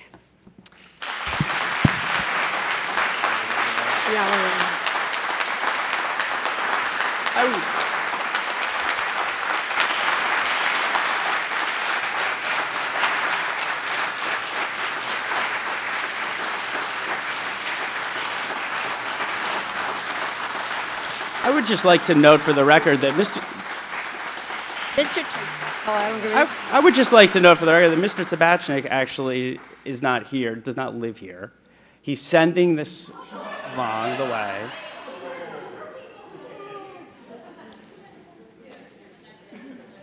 And I think we know from the most recent 2009 disclosures from More Than the Curve that Mr. Tabachnik, Ms. Suchland, and Mr. Brady, Ms. Oxbury, who were the candidates in 2009, were apparently soliciting donations and engaging in some sort of quid pro quo. So, excuse me, Beth. Excuse me. Can we allow? You were a candidate. Excuse me. I am allowed to. Excuse me, please. Beth, you have your opportunity to speak. I was just saying that you were a candidate in 2009. You were a candidate in 2009. Continue with your... So I was just going to say that I can only speak for myself, which... Excuse me, which is... That is... So I can only speak for myself, and I can say unequivocally that despite the insinuations from people who don't have the courage to come here apparently and be here in person and can send a missive, despite that, I'd like to read something from someone who's... Wait, can I just finish? Yes, I want to read something. I can unequivocally state that I have never taken any kind of donation or contribution from anyone in exchange for anything. And I am insulted by this community's utter lack of, I'm just insulted by the way that people are treating one another about this issue. And how our integrity and the integrity of people in this community who have volunteered to give up their time, who have kids and who've lived here, is insulted on a daily basis by rumors, by innuendo, by gossip. And I think that is completely unfair. And let's talk for a second about bad faith. Because we worked really hard over the last couple months to achieve a consensus and a compromise. And we worked really hard for hours on Monday to modify the policy in a way that, according to Mel's votes, he was fine with. Now suddenly he decides that he's going to tear that up and walk away. And in fact, Mel, you have been for this policy and then against this policy and for this policy and against this policy. And you want to talk about integrity? It would be nice if you stood for something. Adam, you are disgraceful.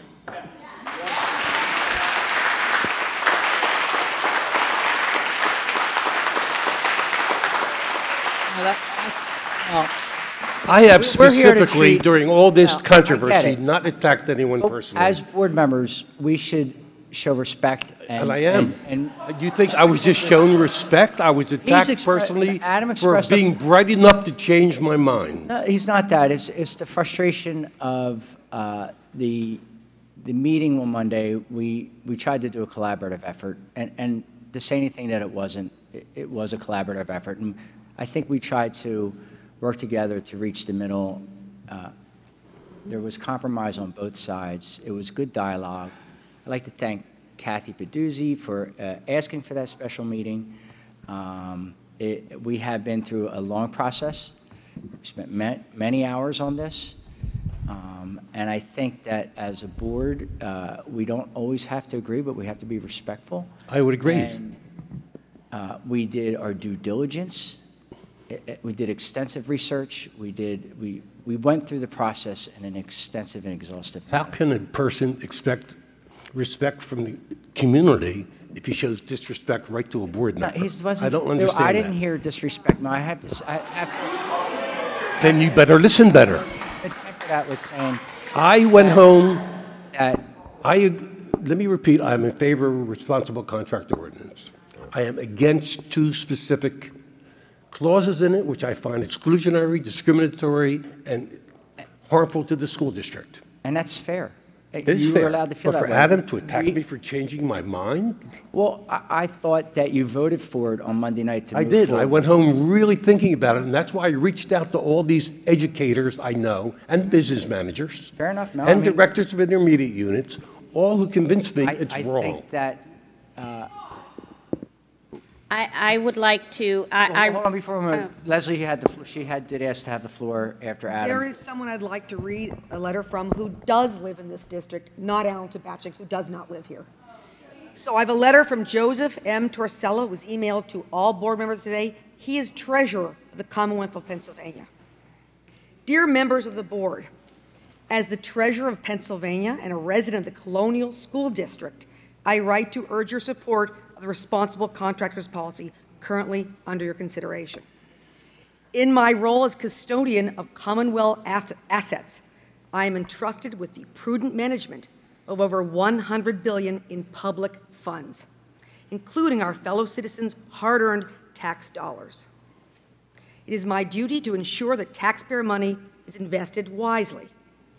The policy before your consideration tonight protects taxpayers by requiring contractors to certify that they meet high standards, have a demonstrated record of complying with the law. It provides assurance that work on the district school buildings will be done right the first time without the need for costly repairs. Furthermore, the policy's requirement that contractors participate in an official apprenticeship program is an important protection for our children. This policy ensures that the buildings our children attend every day are built and maintained by highly skilled workers who are fully trained in the latest safety standards. Apprenticeship programs also promote economic growth, something that I care about deeply in my role as treasurer. They provide a means for young people to learn valuable in-demand skills and gain certification without taking on crippling student debt. Researchers have found that apprenticeship programs in the U.S. boost participants' average lifetime compensation by more than $100,000. Hiring contractors who participate in apprenticeship programs will encourage the growth of these programs, provide more training opportunities for our graduates to build meaningful, fulfilling careers. Thank you for your leadership to the families of the Colonial School District, and I hope you will endorse the responsible contractors policy.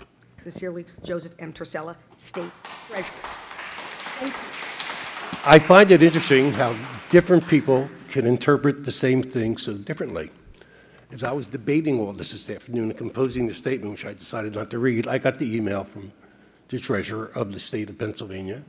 And that was the nail in the coffin for me, that we have to stop these outside influences trying to control our district.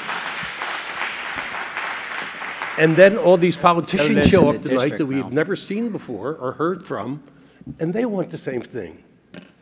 Is it so obvious that you can't see it?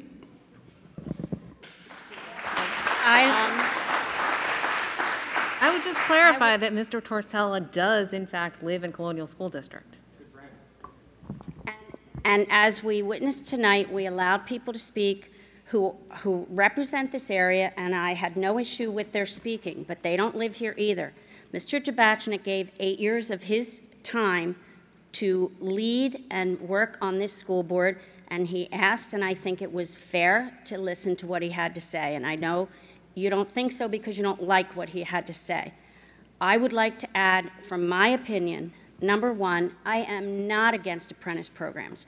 I think they're wonderful. I am not against unions. I was a union member for a very long time, and I was a union representative for quite some, a number of years.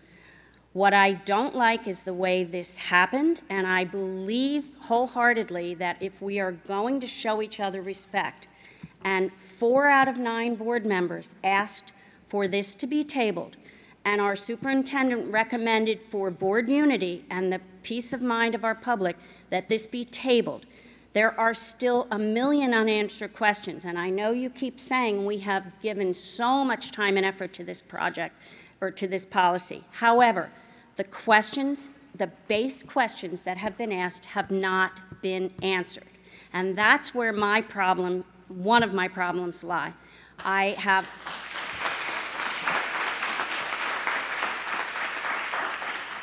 tonight, Karen Bramlett spoke, and it's the first time anyone has come up and told us a number, some research that said there was no discernible difference.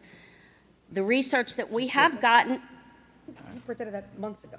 I know, she said, but it's the only research was that Ohio thing. Okay. We have not heard anything else.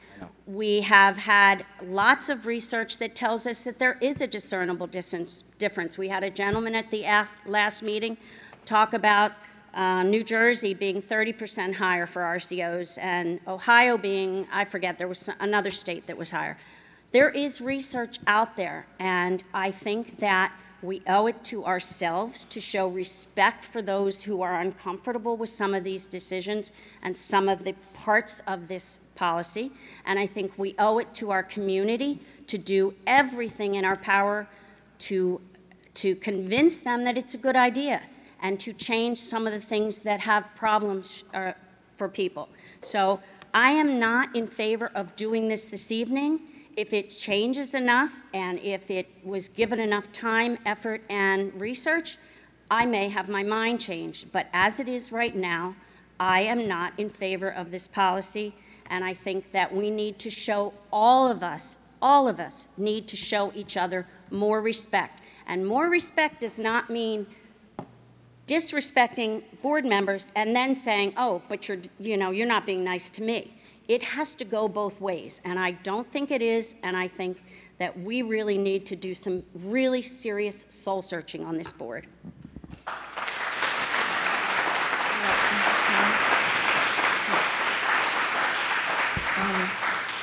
It seems that one of the main issues of concern is the wording of this Class A apprenticeship program.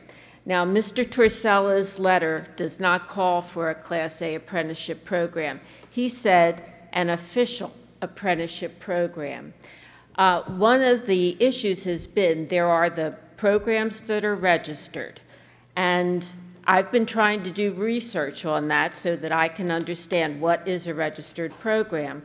And we've heard some talk about companies, individual companies that have their own apprenticeship programs, but no specifics have ever been given except that most likely they really don't have anything happening, that it's just a front. So I did speak to Mr. Perpilia, I hope I'm pronouncing your name correctly, trying to get some specifics. And he told me about two companies, Worth & Company out of Kennett Square, which is huge, and rather Tri-M Group is out of Kennett Square, and then Worth & Company. So I went on to both of their websites. Of course, this is all just within a few days, so it's not that I've had an opportunity to do any in-depth research into this. But looking at what kind of training do they provide? What kind of skills do they provide specifics in? How many of their employees become journeymen?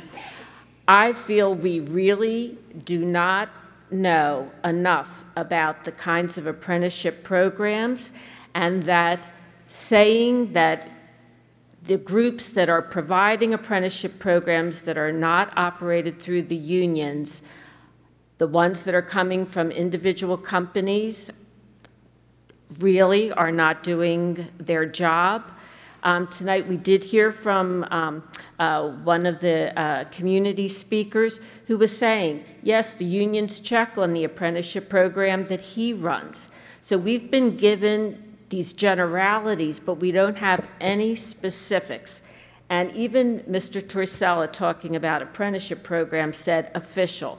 Well, all of these programs that have registered, are licensed, they are official programs. The Class A apprenticeship program seems to be one of the major issues here. And I really think, I agree, saying we've spent a lot of time on this policy. It's only been a few meetings, only a few hours, and I have not heard from any of the school districts that currently have an RCO. And I did do research to look at the 3 RCOs. The one was only an RCO for one project. It was not for the entire school district. And they had a lot of caveats in that RCO. I want to know more about what our RCO would do and how these other school districts have fared under their RCO. And then are there other school districts, because it was mentioned that some other school districts have started this process. If they did, why didn't they continue? I believe we need a lot more information.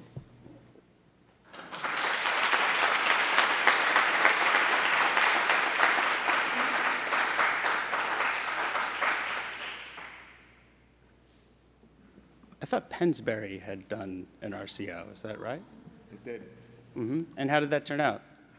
I think it actually turned out very well. And but the project manager is actually in the room tonight. Oh. Mr. Lynch from Dewey Engineering, because I'm sure he could tell you, and I don't have the numbers in front of me, but the bids came in lower than the architect and engineer's estimate. I asked a question, so I wanted to hear. Is there anybody else would like to say their piece and because everybody hear this. I do ask, I love participation, but I do think even though some of us may show disrespect to each other, I think we all would appreciate it if you would show the dais respect without yelling out. I know you want to, I hear you, there will be public comment, but it's hard enough, my nerves are already shot. So, you know, I respectfully request that we try not to yell out.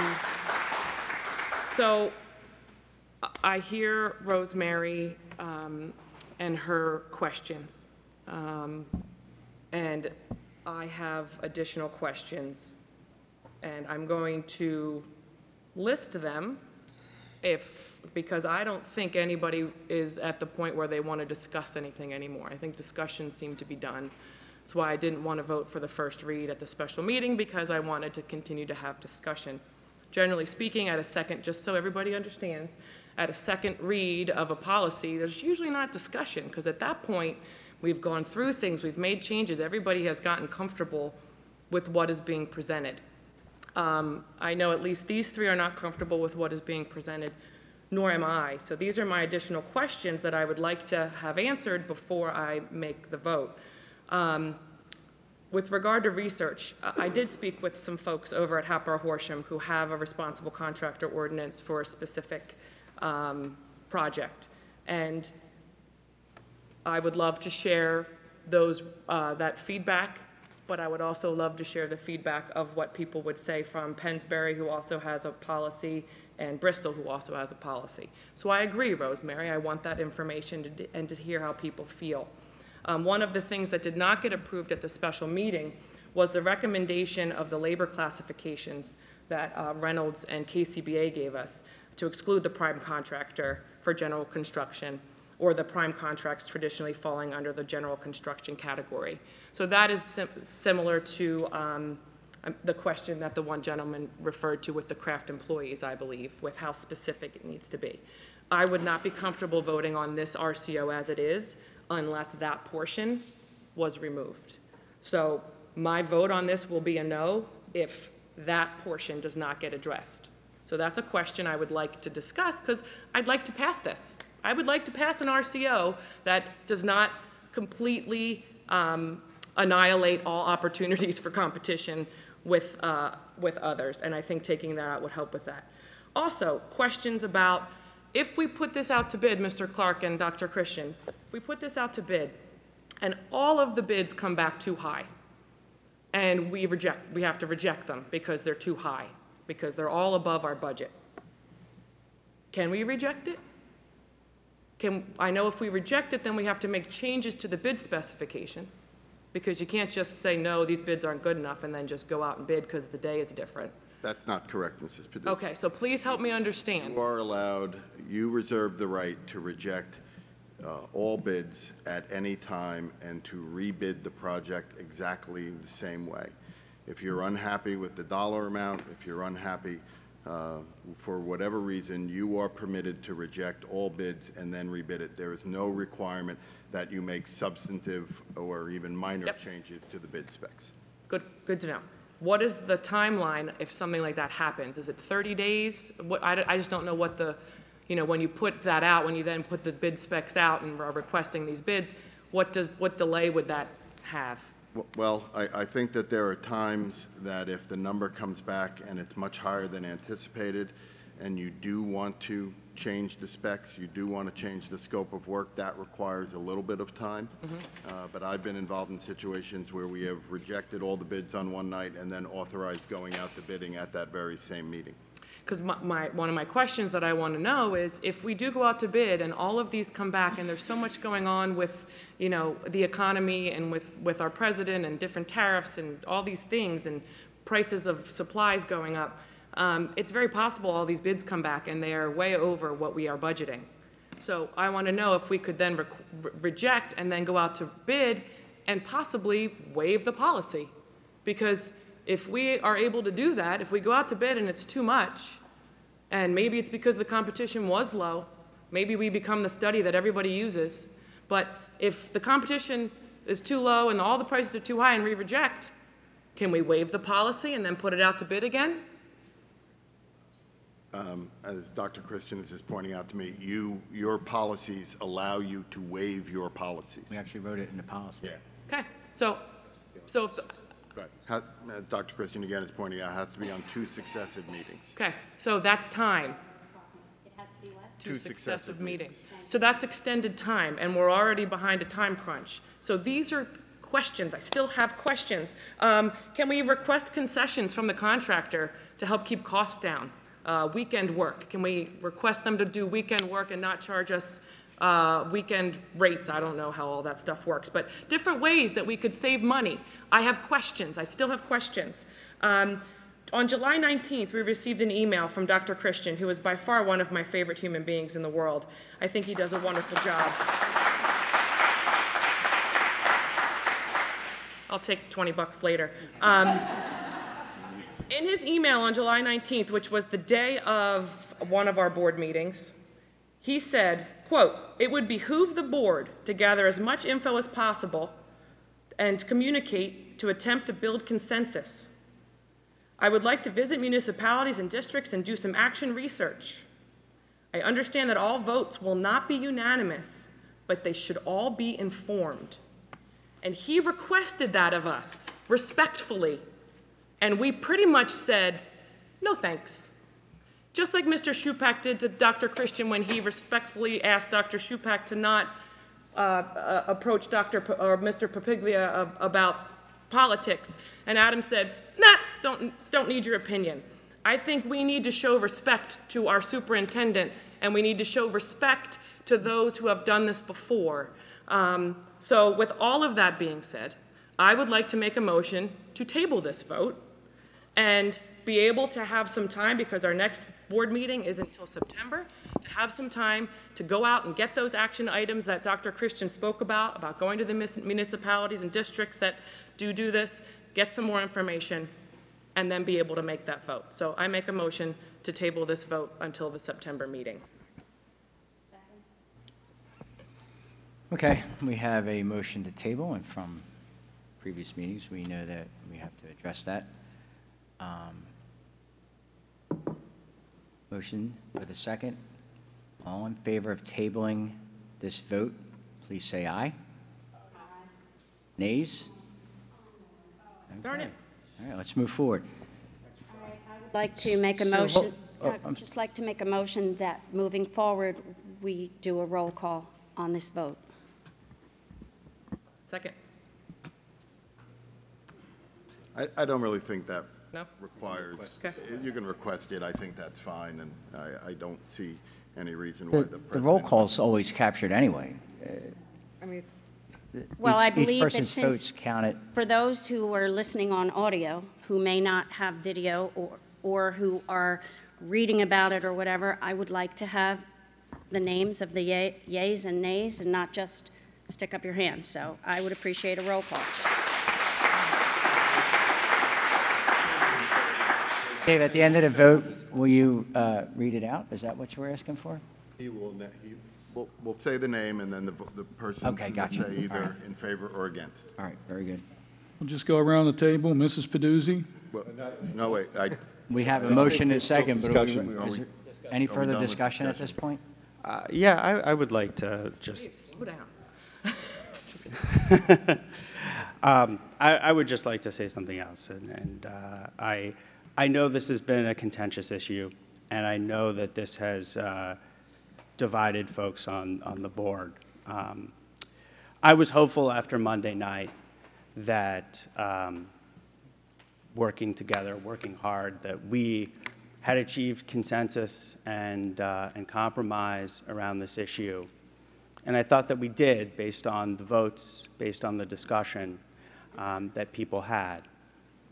And I was under that impression. Clearly, I was misguided, and that folks changed their mind, as they're obviously entitled to do. I don't want to and interrupt you, but I agree. I think we made a lot of progress. And I acknowledge that people can change their mind, and Mr. Brodsky, I apologize. I mean you no disrespect. You know, you're entitled to change your mind and vote however you would like, as can anyone here. And I know there's a lot of opposition to this among the folks here. I support it. I have reasons that I support it that I think I've talked about a lot. I think it'll ensure safety. I think it'll ensure high quality, and I want my kids going to a school that is built by the most highly trained workers, being held to the highest levels of quality.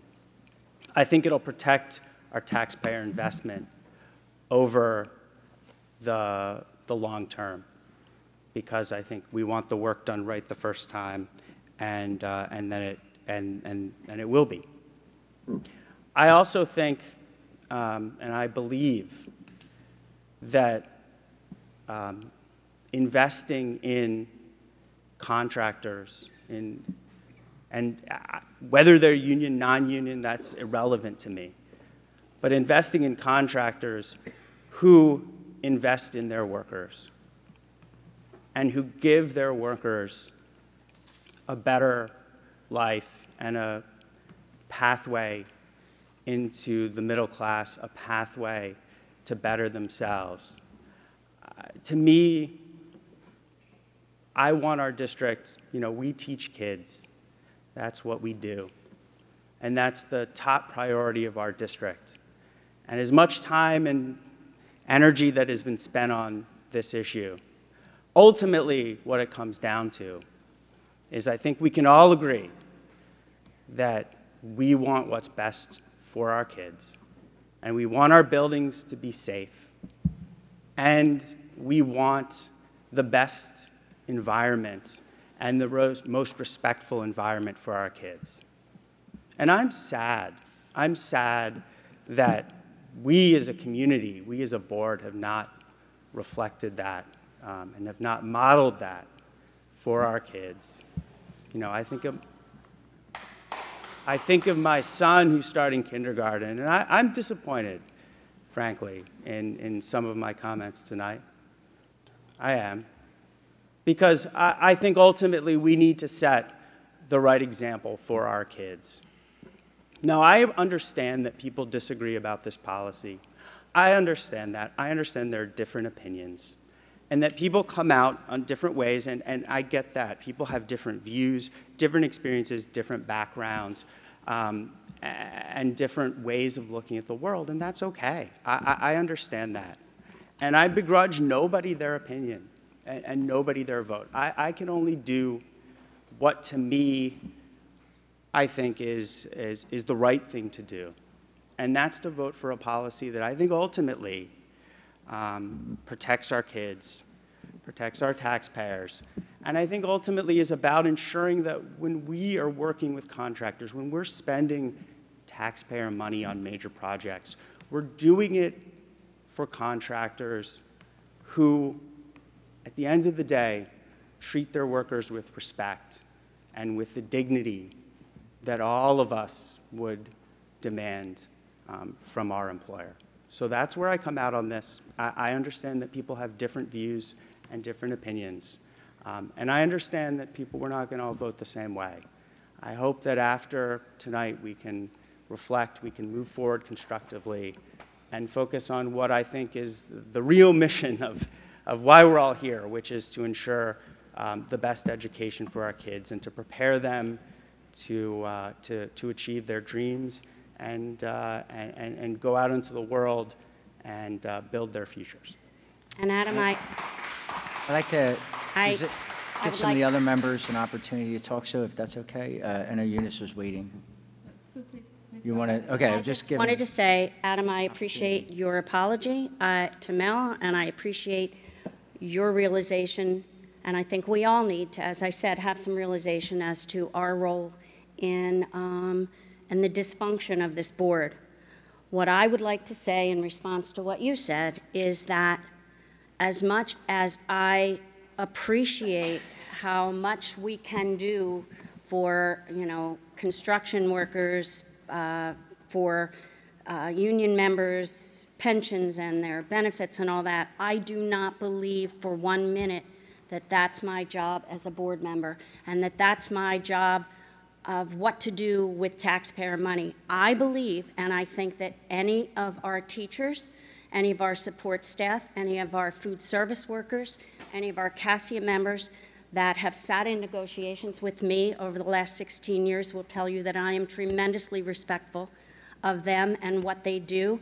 And my job as a school board member, I believe, is to ensure that we figure out how to pay for their pension, that we make sure they have good benefits, that they are paid well, and that we show them the utmost respect for the work they do for the people of this district. That's my job as a school board member. I don't know why a union policy would segregate those people as to we're going to try to enhance their lives. Why aren't we worried about nurses? Why don't we make a policy for, I don't know, nurses, doctors, you name it. I mean, we are selecting one group of people and saying, okay, let's protect them. And I don't see that as my job as a school board member, and we can respectfully disagree on that.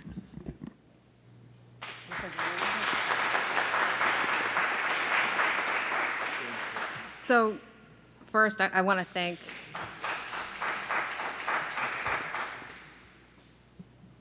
the folks who were here Monday night because, again, I echo Adam's sentiment. Monday night was a very productive meeting, and we have, in fact, struggled as a board to do that. I want to thank Mrs. Peduzzi in particular because she also posted some very well-considered thoughts about her approach to this process today, and I appreciate the thought and the balanced way that you looked at that, and I appreciate that. The reasons that I support this policy, again, I think it's proactive. It allows, somebody said this evening, it gives us more opportunities to protect our district from catastrophe before it happens. I've talked a lot about some of our policies being outdated, and I have said and believe that that has been a problem that the district is now addressing, but I do think that saying it's been fine isn't good enough. We have to do better for our kids, for our taxpayers, and this is an opportunity to do better, in my opinion. Our procurement policy dates from 1965, and it's like 3 sentences long. This is an opportunity for us to do better. It's an opportunity to protect the massive investments that we make in renovations of our buildings and construction of our buildings. We're going to put tens of millions of dollars into these upcoming projects. I want to make sure it is of the absolute highest quality. and the best value for all of us, because we're not just paying it now, we're going to be paying it for it, and we're going to be using that building for the next 50 years. And I think that's really important. I have kids in this district, as many of the folks in this room and at this table do or have had in the past. And I absolutely believe that we all pay taxes. We all have that same objective. I think having an apprenticeship program, which I know is a sticking point for people, it doesn't have to be a union program. There's been a lot of talk. We say it's not a union program, and then people keep coming back, and the primary criticism is this is per union. Mr. Propelia has described at length the wonderful programs that ABC runs. Those are absolutely programs that would be eligible under this policy. And that's a wonderful thing. So it's not a union versus a non-union thing. It is designed to make sure that we have contractors who invest in the training of workers and are doing that fairly and are paying people fairly. And again, so it's not a union versus a non-union thing, but then people come back and make unions the bogeyman, and they're not. We know, again, from people in this room, from people who have been here at prior meetings, that unions provide wonderful opportunities for families, including many of the taxpayers in this community. And I do take issue when people denigrate taxpayers and parents in our community who are members of unions and act like they're outsiders and less than, and that is not the case. And they contribute, and they have come to speak, and they deserve as much respect as anyone else, and they are not outsiders, and I think that's important. I've said it before. My father was a union journalist for 43 years. My mother is still a union member, and her union membership and her job allow my parents into their 70s to have adequate health care, and I will appreciate that to the day I die. I am disappointed that the compromise we reached Monday night seems to have fallen apart, but that's okay. You know, there's also been a lot of criticism that division among the board is a bad thing. It's not. It's okay for us to disagree. And I don't think that anybody should be vilified for not coming in with a 9-0 vote every time. That's okay, as long as we're talking about why we're doing it and we're treating each other respectfully.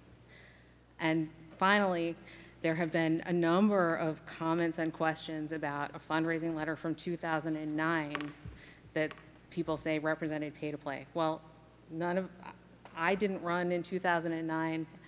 Adam, Jen, Rosemary did not run in 2009. I can't speak to that. I can only speak to my experience in that no one has ever asked me for a vote in exchange for a contribution, and I would never accept a contribution that was proposed with a condition upon it. And I appreciate that, you know, it's easy to get caught up in, oh, that looks suspicious, but we're also members of this community, and we have families, we have kids in these schools, and to make these kinds of accusations against us, which are patently untrue, is pretty unfair to us when we can assure you that that did not happen in our case. I mean, I would echo what Eunice said, and just said, you know, and just add that you know, if anyone was offering me a contribution, but it came with a condition that I do something for it, vote a certain way, abandon my principles, I would happily tear it up and throw it on the floor, because that is not something that I do. I haven't done it, and I won't do it.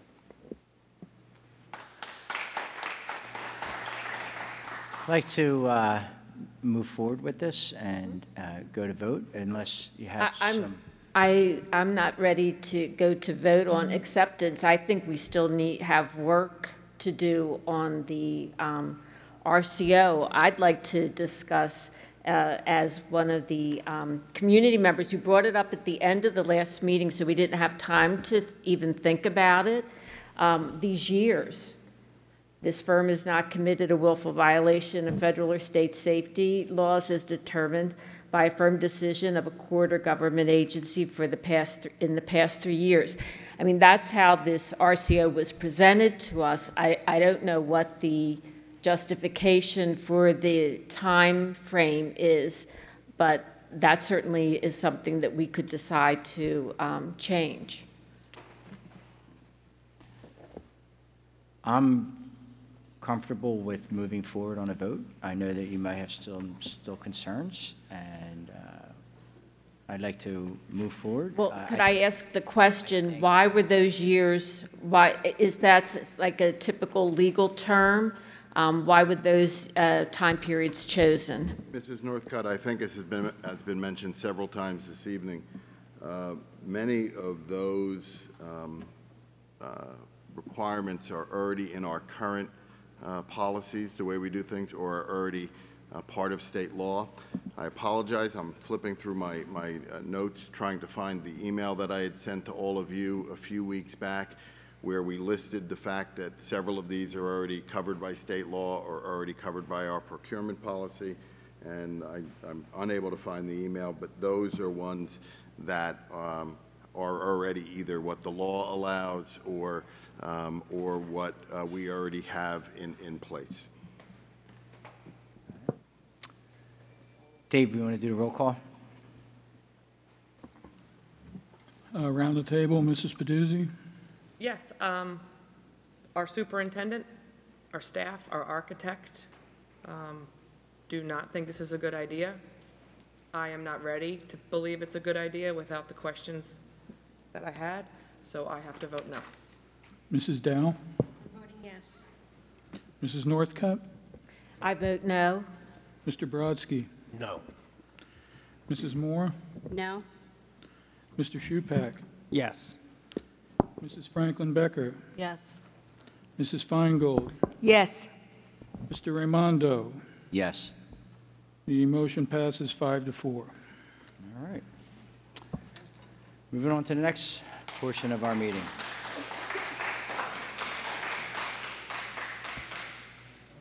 Student handbook approval. Rosemary?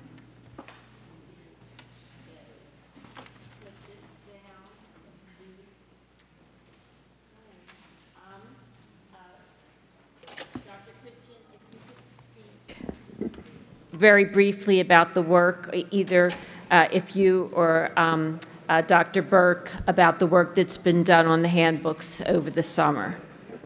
Yes, Mrs. Burke and I met with the elementary, she worked with the elementary principals and I worked with the secondary principals on updating our student handbooks.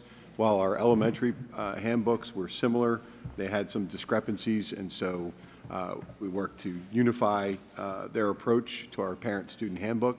And the secondary handbooks, because the board was passing new policies related to searches as well as drug and alcohol policies, they have been updated as well. We will continue to modify them. It's a living, breathing document, but it is a critical document to have for guidelines for each of the schools. I make a motion to approve student handbooks as presented at the CRSL committee meeting on August 13th, 2018. A motion, I have a second. I have a second and one comment. Go for it. Dr. Christian, and I read through, I think, a lot of it, but I may have missed some things. Can we just make sure that everything with regard to volunteer clearances and updating them with every 3 to 5 years, all of that stuff and what's needed for the schools, maybe we can make sure it's consistent in all of them? It's one of these things, you know. Yeah, well, we It can may do. already be in there, so I apologize. Yeah, we can put an electronic link to, yes, I should have said yeah. Yes, we can put an electronic link to the board policy on that, and then also what the procedure is that we follow through Mr. McDonald's office. Makes good, because a lot of schools treat it a little bit differently, so just to make sure they're all on the same. We've talked about Yep. that at length, and Yep. direct contact, indirect contact, we're going through all of that. Thank you. No problem. Motion and a second. All in favor, say aye.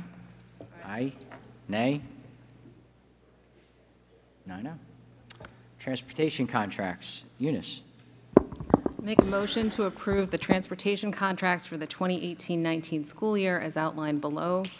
St. Joe's Preparatory School at $8.88 per student per day. The 2017-18 rate was $8.68 per student per day.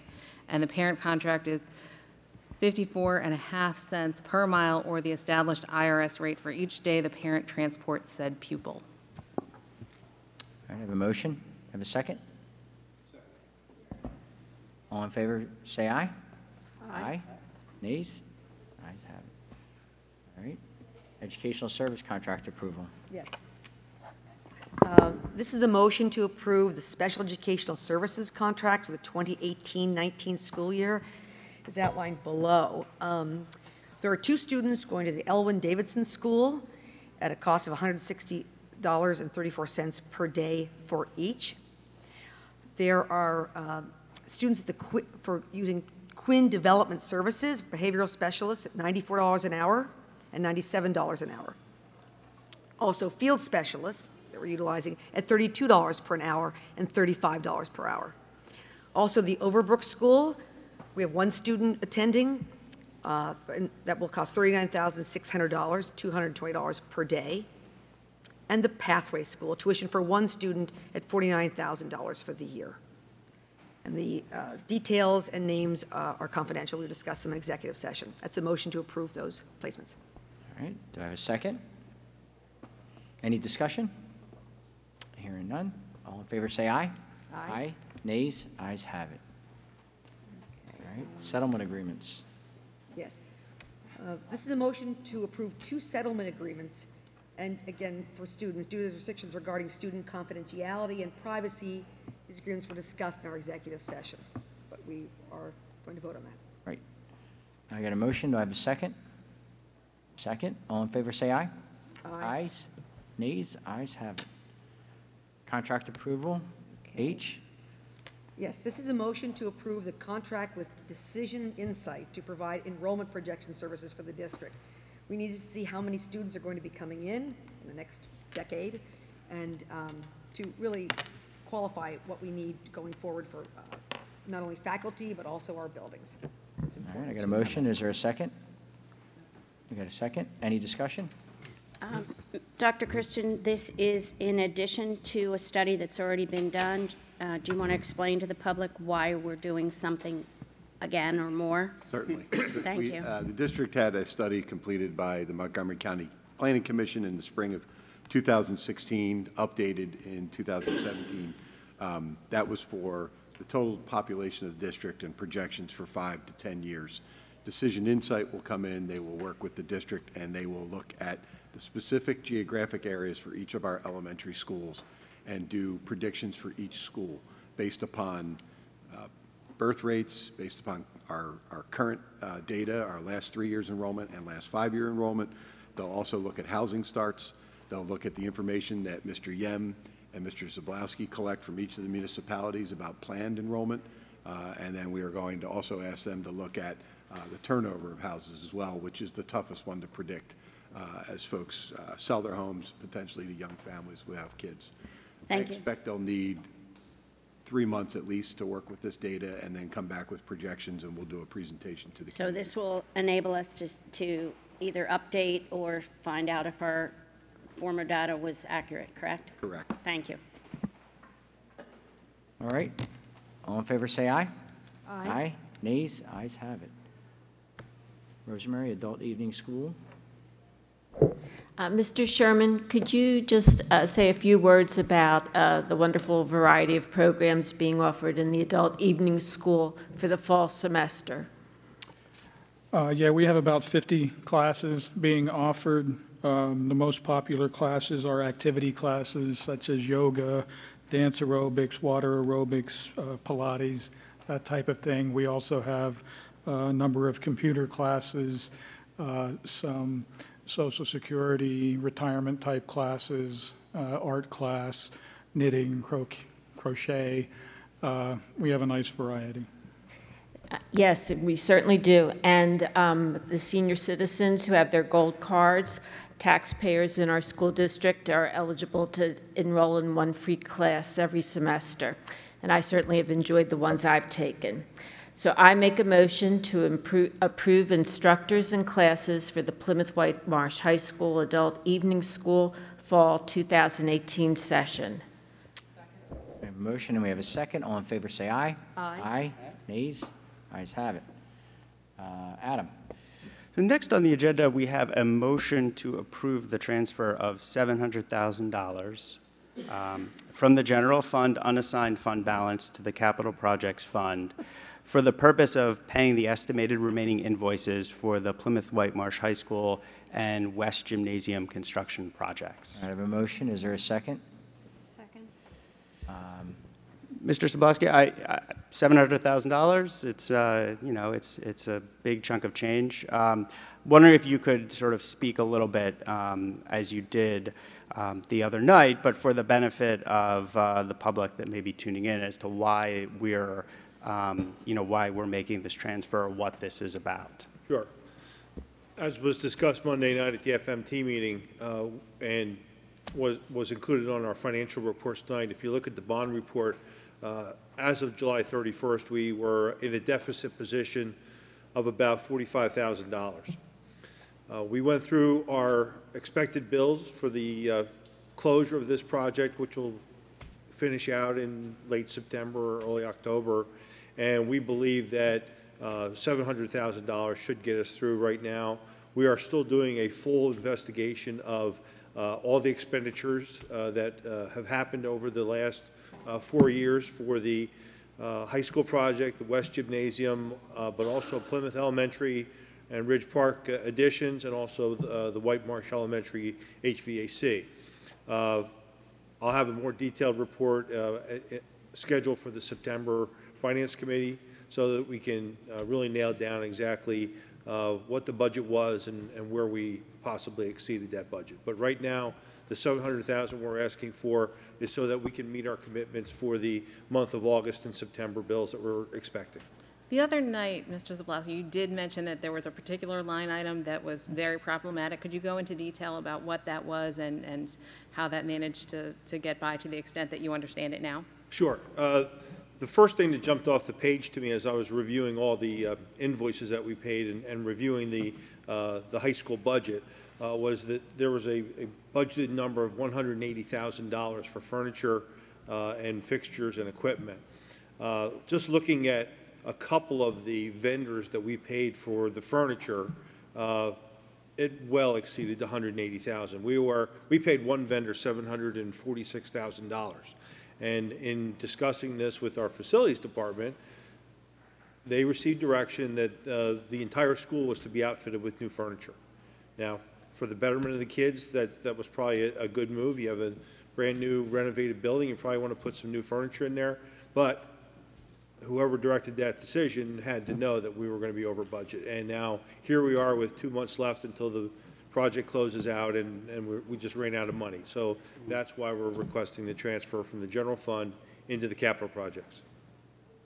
And I know we talked the other night, but I think, you know, I appreciate you looking into this, Mr. Spolowski, and obviously once you figure out, you know, where we may have gone over, where, you know, maybe our processes weren't as, you know, as vigilant as they should have been, you know, it would be good to have a discussion at a future finance committee meeting about putting into place safeguards and cost controls to just make sure that, you know, that doesn't happen as we look to the middle school project. And it's really not unusual. It's a 4-year project. It encompassed 4 buildings with 2 projects at the high school that were very sizable.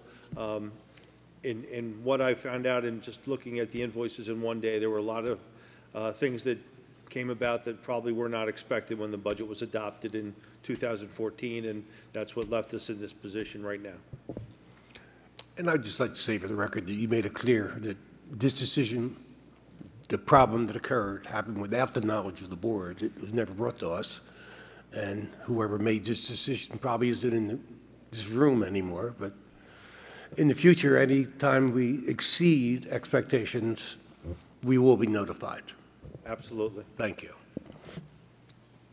Just add, I know Dave was in the middle of a forensic audit last week, tearing apart his office, but we do appreciate and we understand the importance of meeting our obligations. So I'd like to thank the board for moving on this. All in favor, say aye. Ayes, nays, ayes have it. Adam? Okay, the next item on the agenda is a motion to authorize the administration to work with PFM Financial Advisors, LLC, as independent financial advisor, Cagle, Kalen, Almy, and Lord, LLP as bond counsel, RBC Capital Markets, LLC as underwriter, and Rudolph Clark, LLC as solicitor to proceed with the new Colonial Middle School project funding anticipated to be issued in 2018, 2019, and 2020 in the maximum approximate value of $84 million. The first borrowing is expected to occur in the fall of 2018 in the approximate amount of $10 million. All right, a motion. Do I have a second? Do we want discussion on this? I just want to make a comment that although the number for the public, although the number is 84 million, that is not a number that we have decided we're willing, all of us have decided we're willing to spend on the middle school. That's just 3 different options of what it might cost, and I think there's a great deal of discussion that still needs to go on as to what our maximum will be, and I just want to make that clear that when you hear 84 million, it is a lot over 70-some million that we originally discussed, so I just want to make it clear that that's not a final decision. Absolutely, could not agree with that more. We have a lot of discussion that has to be done at the Finance Committee to ensure impact, procedures, cost controls. Absolutely. And, so, looking forward to it. And I know at the Finance Committee meeting, we had a presentation from PFM and from RBC talking about different scenarios. And I think Mr. Spassky was being conservative in terms of budgeting out the scenarios. And there were 3 different ones, and I think 84 million was the highest, but there were lesser as well. So, Mr. Sablasky, those numbers were 70, what, 2, 3? Plus 10%, plus 20%, correct? Yeah, I think the estimate we have right now is 73. So what I tried to do with the examples that I gave to PFM for the board to review would be an optimistic 70 million if we got in a good bidding market, 10% increase of about 77 million, and then possibly worst case scenario at 84 million. Okay, thank you. All in favor, say aye. Aye. Nays? Ayes have it. Adam? The next item on the agenda is a motion to approve a stipulation to settle an assessment appeal involving tax parcel number 650005452009 and to authorize Fox Rothschild LLP to act as legal representative of the school district in executing the legal agreement. I have a motion. I have a second. Second. Any discussion? All in favor, say aye. Aye. Nays? Ayes have it. Classroom furniture purchase. Eunice. Make a motion to approve and ratify the purchase of 3 classrooms of furniture for Ridge Park Elementary from the Capital Reserve Fund in the amount of $24,044.86. Due to the increased enrollment throughout the Colonial School District and specifically at Ridge Park Elementary, new classes constructed at the school last summer need to be furnished prior to the start of the 2018-19 school year. Additional furniture was required in other classrooms to increase capacity and replace worn, unsafe furniture. The equipment was purchased through CoStar's contract number CoStars 035-018 with Corbett, Inc., Norristown, PA. Due to the lead time necessary to receive the furniture before the start of the school year, the equipment was ordered in July. The approval and ratification of this purchase, utilizing the Capital Reserve Fund, was discussed at the August 6, 2018 Finance Committee meeting where this item was recommended for ratification by the school board. Motion. Is there a second? Second. All in favor, say aye. Aye. Aye. Nays? Ayes have it. Go ahead, Eunice, move forward. Motion to approve the amended lease period for the copier lease through Edwards Business Systems, previously approved the July 19, 2018 school board meeting from 48 months to 60 months. Got a motion. Is there a second? All in favor, say aye. Aye. Nays? Ayes have it. Go ahead. Motion to approve the implementation of a timekeeping solution through the Skyward True Time financial software at an approximate cost of $50,000 to be funded through the Capital Reserve Fund. I have a motion. Is there a second? All right, all in favor, say aye. Aye. Nays? Ayes have it. Eunice? Yeah. Motion to approve Timothy McDonald as Colonial School District's Safety and Security Officer. Is there a second? Just add to that real quick. Tim has been our safety and security security officer for quite some time.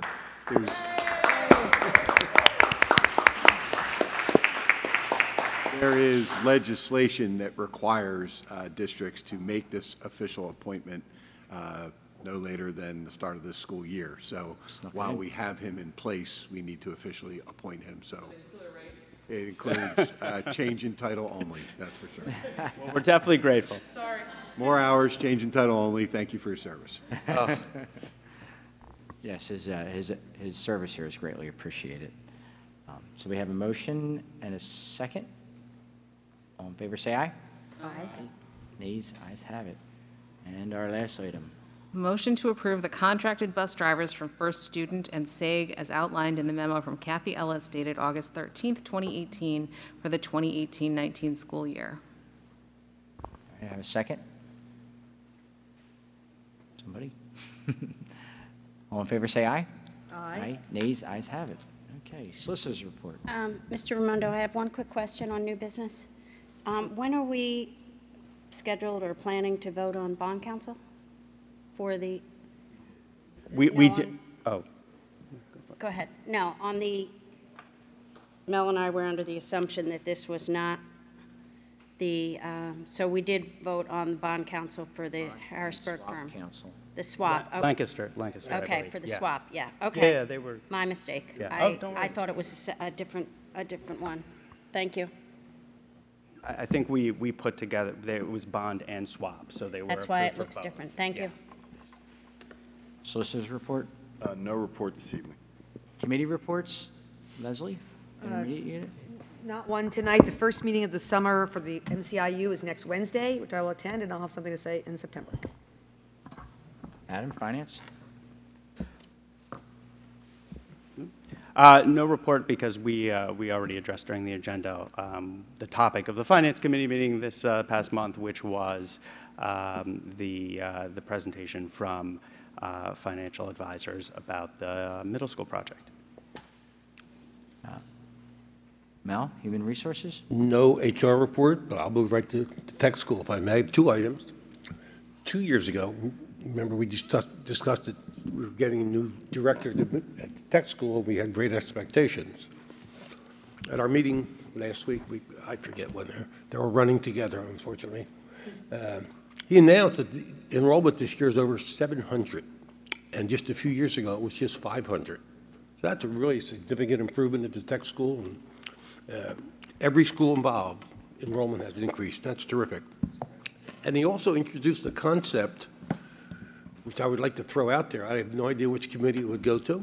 I mean, we have a wall of fame, or hall of fame, or whatever, distinguished graduates kind of thing. We have nothing, and he started one, to honor people who have made a significant contribution to the school or the school district.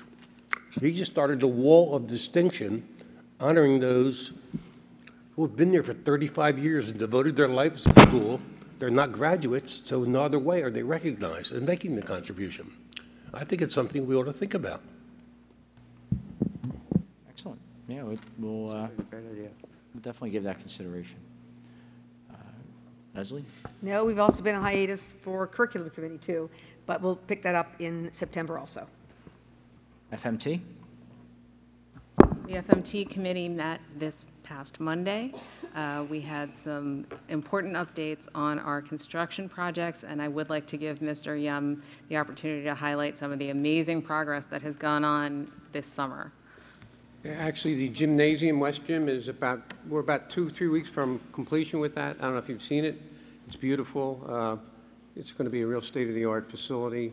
We've got several other projects going on. We got actually small projects going on at every school. But other than that, we're right on schedule. All the schools are clean. We did doing tours this week with Dr. Christian of each school, make sure they're ready for September, and we're in good shape. Thank you. We also had some important updates on the Victory Field upgrades, the upgrades to the stormwater system, highlighting on the letters of the PW facade, which many of you may have seen on the way in. It looks fantastic, as well as the tower. Thank you to Mr. Yem for picking the right color to make that pop. We discussed construction management for the CMS project and will continue to do so next month.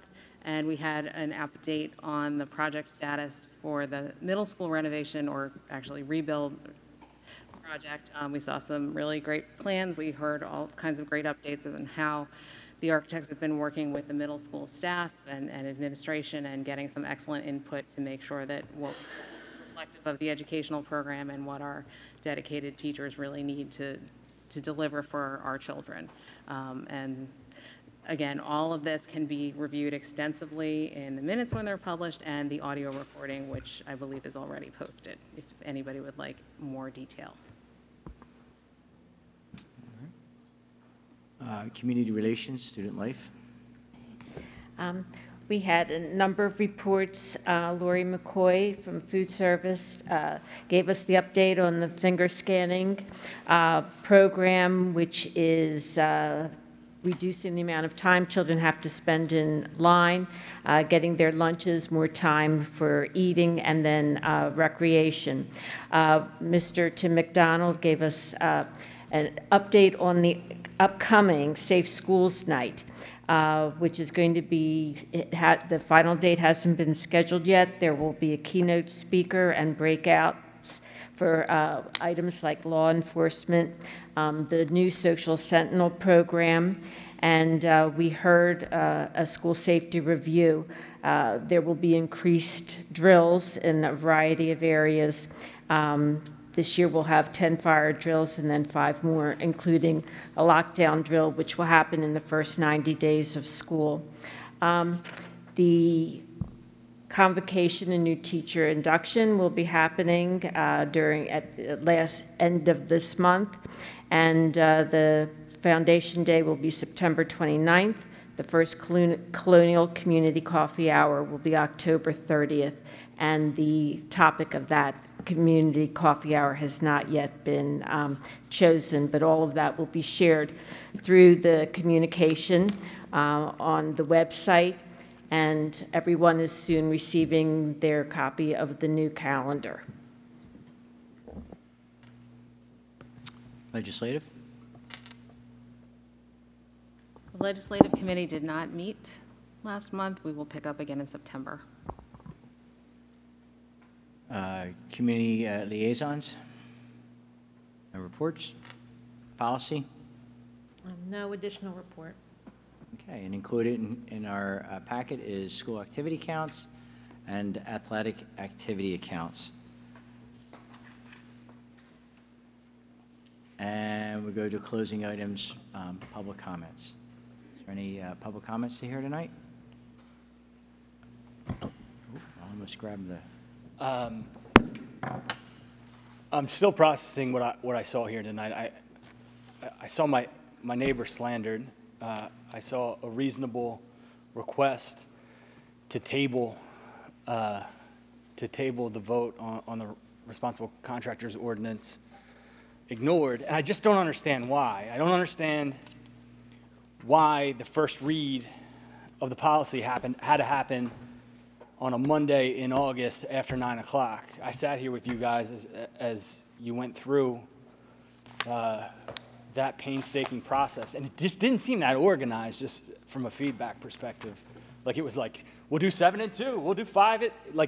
I would hope that you would act a little bit more, like there was talk tonight that there was agreement, right? I didn't see that personally.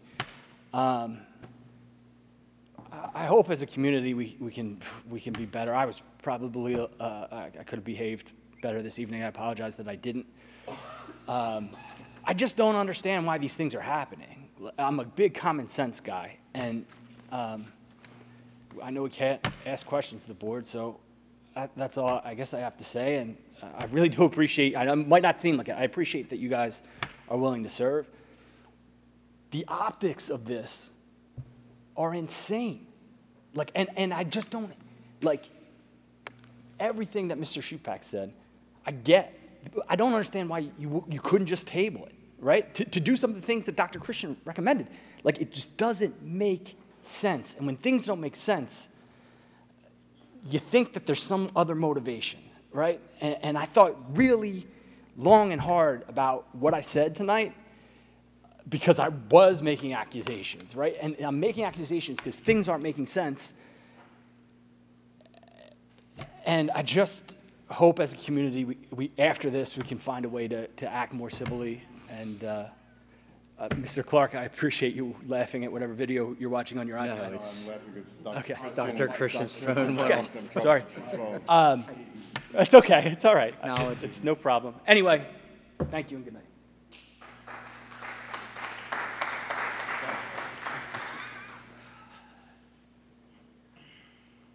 Chris Epstein, White Marsh Township. I just want to say I was really happy to see Mel and Adam shake hands a little while ago. I was really very happy to see that. I'd like to see more of that type of behavior continue. I also want to apologize to Dr. Christian because the things that you had seen tonight is not typical of our community. So I apologize for just you having to see that as a new superintendent of our schools. My concern at this point is the timeline for the middle school project moving forward. With or without this RCO, the timing is critical. It's crucial to the administration. It's going to be crucial to the students, the teachers, where we're going to put these kids. I know you guys know this. I know the administration is looking at this. I'm concerned about delays with potential bidding that's going to have to be rebid, and you have to wait so many meetings before you can, whatever has to happen in that process. I'm sure I'll be doing a lot of research into that.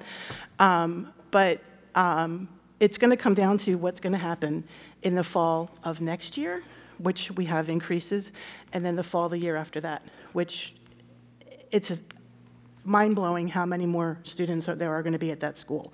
And I know that from the facilities meetings, you guys don't want to use those portable classrooms. You're trying to do everything you can not to have those portable classrooms.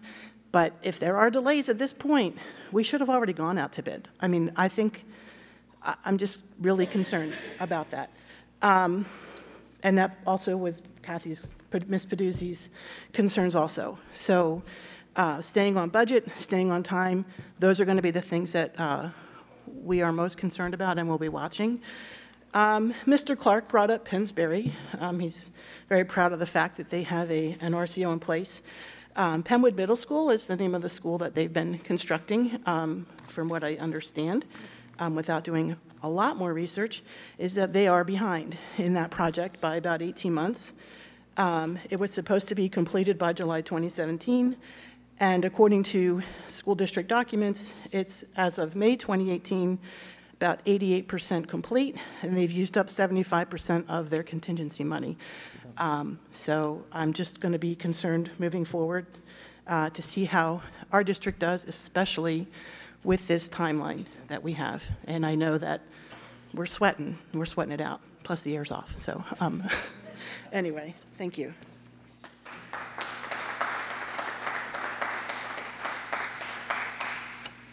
All right. No other public comment? Meeting's adjourned.